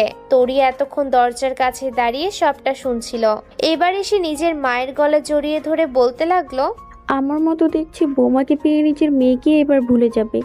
সাফিকা আপু, সরি ভাবি, তুমি তো দেখছি জাদু জানো। কয়দিনে আমাদের পরিবারের রং পাল্টিয়ে দিয়েছো। তমালের মা নিজের মেয়ের নাক ধরে বলতে লাগলেন, ওর থেকে তোর শিখতে হবে কি করে সংসার করতে হয়। তোরি নিজের নাক থেকে মায়ের হাত সরিয়ে দিয়ে বলল, মা, তোমার এই বাচ্চা মেয়েটাকে আগে বড় হতে দাও, তারপর না হয় সংসার করা শিখিও। আর কত বড় হতে চাস? তুষারের জন্য একটা টুকটুকে বউ এনেই তোর বিদায়ের ব্যবস্থা করব, তাহলেই আমি নিশ্চিত। তারপর তোরি সাফিকাকে উদ্দেশ্য করে বলল, ভাইয়া তোমাকে ডাকছে, কি যেন খুঁজে পাচ্ছে না। তারপর সাফিকা ওখান থেকে চলে গেল। সবার থেকে বিদায় নিয়ে সাফিকা আর তমাল বের হয়ে গেল। পুরো ট্রেনে সাফিকা তমালের কাঁধে মাথা রেখে ঘুমিয়েছে। তমাল এই কয়দিনের সাফিকাকে সত্যি অনেক ভালোবেসে ফেলেছে। আসলে সাফিকার মতো মেয়েকে ভালো না বেশি কোথায় যাবে। স্টেশনে পৌঁছানোর আগেই সাফিকার ঘুম ভেঙে গেল। স্টেশন থেকে নেমে ওরা একটা রিক্সা নিল। তারপর সাফিকাদের বাড়ির সামনে গিয়ে দেখতে পেল যে সানিয়া গেটের বাইরে ওদের জন্য অপেক্ষা করছে। সাফিকাকে দেখে ছুটে এলো। সাফিকাও রিক্সা থেকে নেমেই সানিয়াকে জড়িয়ে ধরলো। তমাল রিক্সা ভাড়া দিয়া বাদ দিয়ে নীরব দর্শকের মতো দুই বোনকে দেখতে লাগলো। সানিয়া ওর মাকে জোরে জোরে ডাকতে লাগলো। ওর ডাক শুনে শুধু ওর মা নয়, আশেপাশের অনেকেই জমা হলো। এতদিন পর সাফিকাকে দেখে সবাই অনেক খুশি। তমালকে যেন কারো চোখেই পড়ছে না। তমাল রিক্সা ভাড়া মিটিয়ে ব্যাগগুলো নিতে যাবে, তখন সাফিকার বাবা এসে একটা ছেলেকে ইশারা করতে ব্যাগ নিয়ে বাড়ির ভিতরেই চলে গেল। সাফিকার বাবা সবাইকে উদ্দেশ্য করে বলল, এই যে আমার সাফিকার বর, তোমরা তো পাগল হয়ে গিয়েছিলে ওকে দেখার জন্য। এইবার দেখো। সাফিকার বাবার কথা শুনে সানিয়া আর সাফিকা সহ সবাই ওই দিকে তাকালো। সাফিকার পাশের বাড়ির এক চাচি বলে উঠল, এ তো আমাদেরই ছেলে, একে আর নতুন করে দেখার কি আছে। তারপর আস্তে আস্তে সাফিকাদের বাড়ির সামনে থেকে ভিড় কমতে লাগলো। সাফিকা অনেকদিন পর নিজের রুম পেয়ে ভীষণ খুশি। ফ্রেশ হয়ে বিছানায় শুয়ে পড়লো। তমাল ফ্রেশ হয়ে বাথরুম থেকে বের হয়ে দেখে যে সাফিকা শুয়ে আছে। তমাল বিছানায় বসে বলল, নিজের বাড়ি এসে আমাকে দেখছি ভুলেই গেছো। আমার কথা কি মনে আছে? তমালের কথা শুনে সাফিকা বিছানা থেকে উঠে পড়লো। এতক্ষণ তমালের কথা ওর আসলেই মনে ছিল না। এবার তমালের দিকে তাকিয়েই বলল, আপনাকে কি করে ভুলতে পারি বলুন? এরকম জলজান্ত একজন মানুষ সামনে থাকতে তাকে ভুলে যাব? তমাল সাফিকার দিকে এগিয়ে যেতে যেতে বলল, আমার তো তাই মনে হচ্ছে। আপনার মনে হলেই হলো, আমাদের গ্রামে এসেছেন, তাই আমি আপনাকে সারা গ্রাম ঘুরে দেখাবো। আজকেই তুমি ক্লান্ত হয়ে যাওনি? আর এমনভাবে বলছো যেন এই গ্রামে আমি প্রথম আসলাম। নিজের বাড়িতে আসতে কেউ ক্লান্ত হয়? আমার তো এখনই ছুটে যেতে ইচ্ছে করছে। যাবেন? নিজের গ্রাম হলেও আপনি এখনো এর কিছুই চিনেন বলে মনে হয় না। তা অবশ্য ঠিক। আর এখন যাবে? মাত্র আসলাম। তমাল এই কথা বলতেই সানিয়া ওদের রুমে ঢুকে পড়লো। সাফিকা আর তমাল পাশাপাশি শুয়ে আছে দেখে সানিয়া মুখ ঘুরিয়ে নিয়ে বলল, সরি, আমি নক না করেই রুমে ঢুকে পড়েছি। আসলে মা ডাকছে খাওয়ার জন্য। তমাল আর সাফিকা উঠে বসলো। তারপর তমাল বলল, মুখ ঘোরাতে হবে না, ভেতরে আসো, বসো। এখন বসবো না, তাড়াতাড়ি আসুন। ক্ষুধা লাগেনি আপনাদের? খাওয়া দাওয়ার পর সাফিকা সানিয়ার সাথে গ্রাম দেখতে বেরিয়ে পড়লো। তমাল অনেক ক্লান্ত ছিল তাই শুয়ে পড়লো। সন্ধ্যা হয়ে গেছে, তবুও সাফিকাদের ফেরার নাম নেই। তাই তমাল ওদের খুঁজতে বেরিয়ে পড়লো, কিন্তু গ্রামে তেমন কিছুই চেনে না। কোথায় বা ওদের খুঁজবে? সানিয়া আর সাফিকা বাড়ি ফিরে আসলেও যে ওদের খুঁজতে বেরিয়েছে সেই তমালের আর খোঁজ নেই। ফোনটাও রেখে গিয়েছে। সন্ধ্যা কেটে রাত হয়ে যাচ্ছে, তবুও তমালের ফেরার নাম নেই। সাফিকা ভীষণ চিন্তায় পড়ে গেল। এদিকে তমালের মা ফোন দিচ্ছে বারবার। সাফিকা কি বলবে বুঝতে পারছে না। সবাই খুব চিন্তা করছে। সাফিকার বাবা লোক পাঠিয়েছে তমালকে খোঁজার জন্য, নিজেও খুঁজতে বেরিয়েছে। রাত কিছুটা গভীর হয়ে গেছে। সাফিকার কান্নাগুলোকে চেপে রেখে তমালের ফেরার অপেক্ষায় আছে। এমন সময় সাফিকার বাবা তমালকে নিয়ে আসলো। তমালের মাথায় কেউ একজন লাঠি দিয়ে আঘাত করেছে পেছন থেকে। সে একজন আর কেউ নয়, চেয়ারম্যানের ছেলে রিমন। তার মানে ও বিদেশে যায়নি, সবাইকে মিথ্যে বলেছিল যেন সাফিকা গ্রামে আসে। তমালকে আরো মারতো, কিন্তু ভাগ্যক্রমে সেখানে সাফিকার এক চাচা সেখানে পৌঁছে যায় আর তাকে দেখে রিমনরা চলে যায়। কারণ ওর চাচার সাথে আরো কিছু লোকজন ছিল, ওনারা একটা কাজ থেকে ফিরছিলেন। তারপর ওনারই তমালকে ডাক্তারের কাছে নিয়ে গিয়েছিল। তমালের ব্যান্ডেজ করা শেষ হলেই ওনারা সাফিকার বাবাকে খবর দেয় আর বাড়ি নিয়ে আসে। তারপর তমালের মাথায় ব্যান্ডেজ দেখেই সাফিকা ছুটে যায় ওর কাছে। তারপর কান্না করতে করতে বলে, আপনি একা কেন বের হয়েছিলেন? কালকেই আমরা ফিরে যাব, আর আপনাকে এখানে আসতে দিব না। তমাল রুমে গিয়ে সাফিকাকে শান্ত করে বলল, আরে কিছুই হয়নি, আমি ঠিক আছি এখন। তুমি চিন্তা করবে বলে তোমাকে জানাতে বারণ করেছিলাম।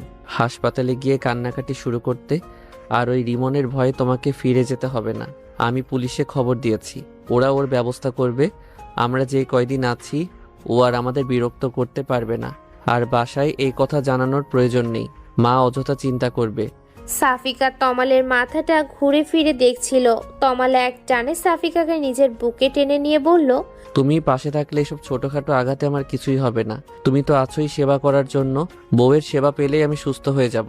সাফিকা তমালকে আরো শক্ত করে জড়িয়ে ধরে বলল, আর কখনো এরকমটা করবেন না। নিজের খেয়াল রাখতে পারেন না? আপনার কিছু হয়ে গেলে আমার কি হবে? মাকে কি জবাব দিতাম? আচ্ছা, এখন তো আমি ঠিক আছি নাকি? এইবার কান্না থামাও আর একটু হাসো। এই অবস্থায় কেউ হাসতে পারে? তুমি হাসতে পারবে, হাসো। তারপর সাফিকা ওর মনে থাকা সব আশঙ্কাগুলো তমালকে জানায়। তমালকে না পাওয়ায় ও কিসের ভয় পাচ্ছিল সেগুলো শুনে তমাল হাসতে থাকে। পরদিন দুপুরের মধ্যেই তমালের মা, বাবা, তরি, তুষার সবাই এসে হাজির হয়। তমালের মা তমালকে জড়িয়ে ধরে কান্না করতে থাকে। তমাল মানা করলেও সাফিকার বাবা ওর বাবাকে সবটা জানিয়ে দিয়েছে। সাফিকা ভয়ে ছিল যে তমালের মা হয়তো ওকে আবার কথা শোনাবে, কিন্তু তার কিছুই হলো না। বরং তিনি সাফিকাকে জানালো যে এখানে আর ওকে আসতে দিবে না। আবার যদি কোনো বিপদ হয় সাফিকা বা তমাল কাউকেই আর এখানে বেশি আসতে দিবে না। সাফিকার পরিবারই ওখানে গিয়ে ওদেরকে দেখে আসবে, এক জায়গায় দেখা হলেই চলবে। তমাল সবাইকে বোঝানোর চেষ্টা করলো যে রিমন আর ওদের বিরক্ত করবে না, কিন্তু ওরা কথা কেউ মানতে নারাজ। তমালের মা পরদিনই ওদের সবাইকে নিয়ে ফিরে গেল। সাফিকা তমালের কথা চিন্তা করে আর থাকতে চাইল না। ও চায় না যে ওর জন্য তমালের আর কোনো ক্ষতি হোক। সাফিকা আজও মনে করে যে রিমনি খোঁজ নিয়ে ওর বিয়ে ভেঙেছিল।